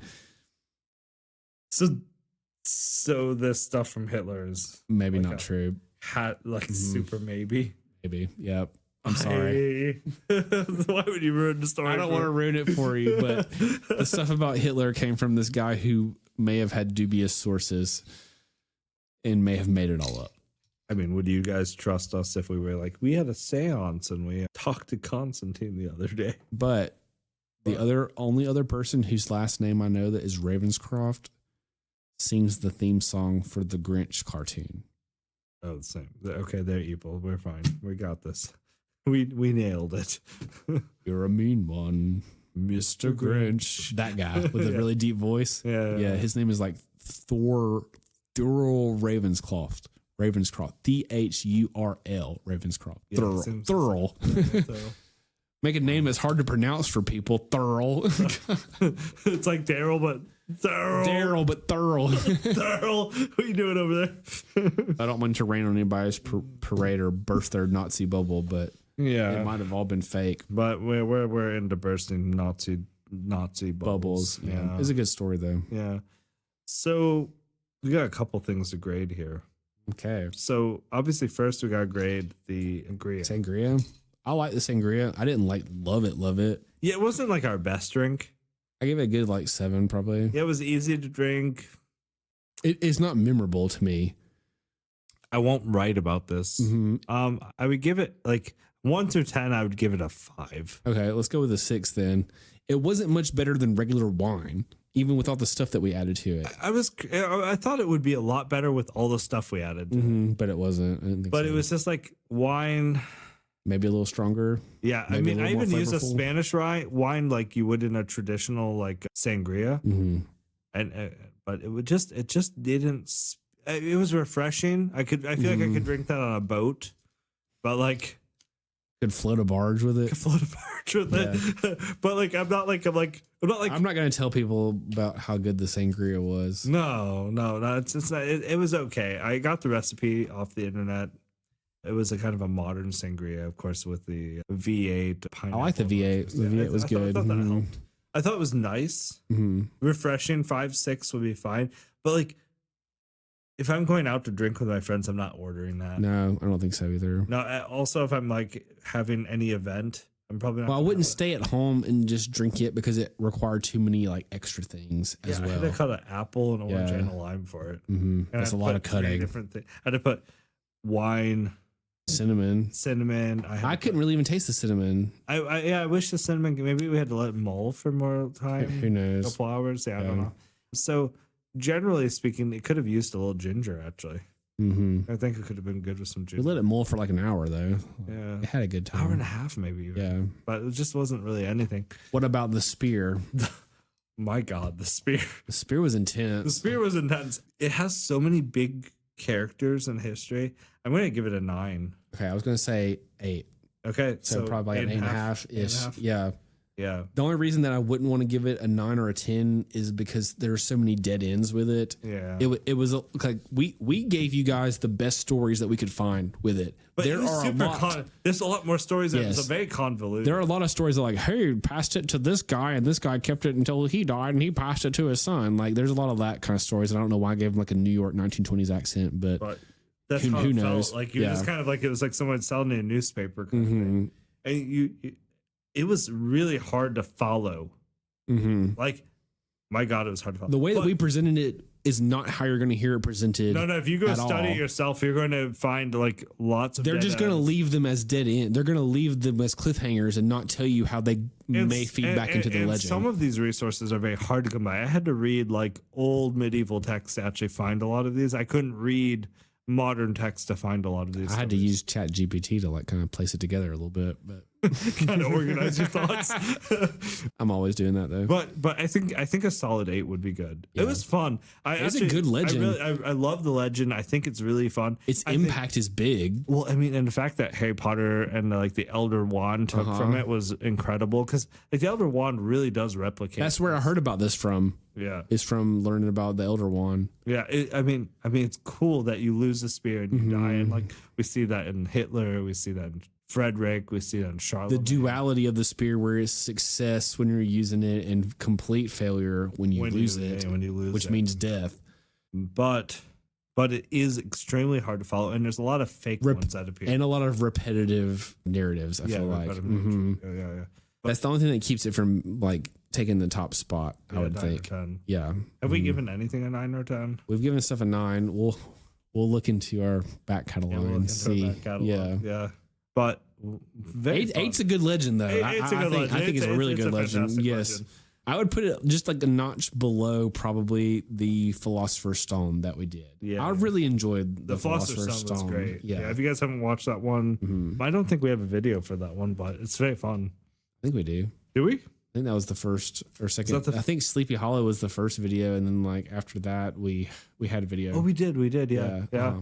All the video ones are fun, guys. Those are good ones. Because the stories were unique around it. There wasn't a lot of the same repeated things. Yeah, that was a fun one. You would see people confusing the Antioch lance for the one being in Armenia and like saying that was how it was there. Yeah, they're like, oh, it's in the Middle East. It's all the same. You know, that happens. Antioch, Constantinople. Now the thing is, the Vatican is just collecting all of them until they get the full like the fist of them, the whole like gauntlet, and they're gonna come out with it, and the Pope's gonna like levitate, and we're gonna all be confused. Pope Francis's new power. Check us out on our website, libationspodcast.com. Yeah, Libations Podcast. Yeah, that's where you can find us. You can also find us if you're looking at our Instagram, YouTube, you'll find all of our stuff. And on Spotify. Yeah, Spotify. We have about a little over 200, maybe 300 of you guys following. If you guys haven't followed us yet, please do. Reach out to us if you guys want us to, like, maybe even if you just buy us a drink, we might consider your legend, but definitely if you buy us a bottle, we'll consider your legend. We'll do your legend. We'll do our best. Yeah, we'll do our best. Yeah. We're here for you guys, and like we love feedback from you guys. We love leave us a comment. Yeah, leave anything. We love hearing from you guys. So many of you guys have written to us or talked to us directly and said, "Hey, we appreciate the feedback." Oh, it's so helpful. So thank you for joining Legends and Libations. Thank you for listening. Thank you for watching. Yeah. I'm Matthew. I'm Jesse. And we will see you guys next time. Pour that drink. Sipping through history.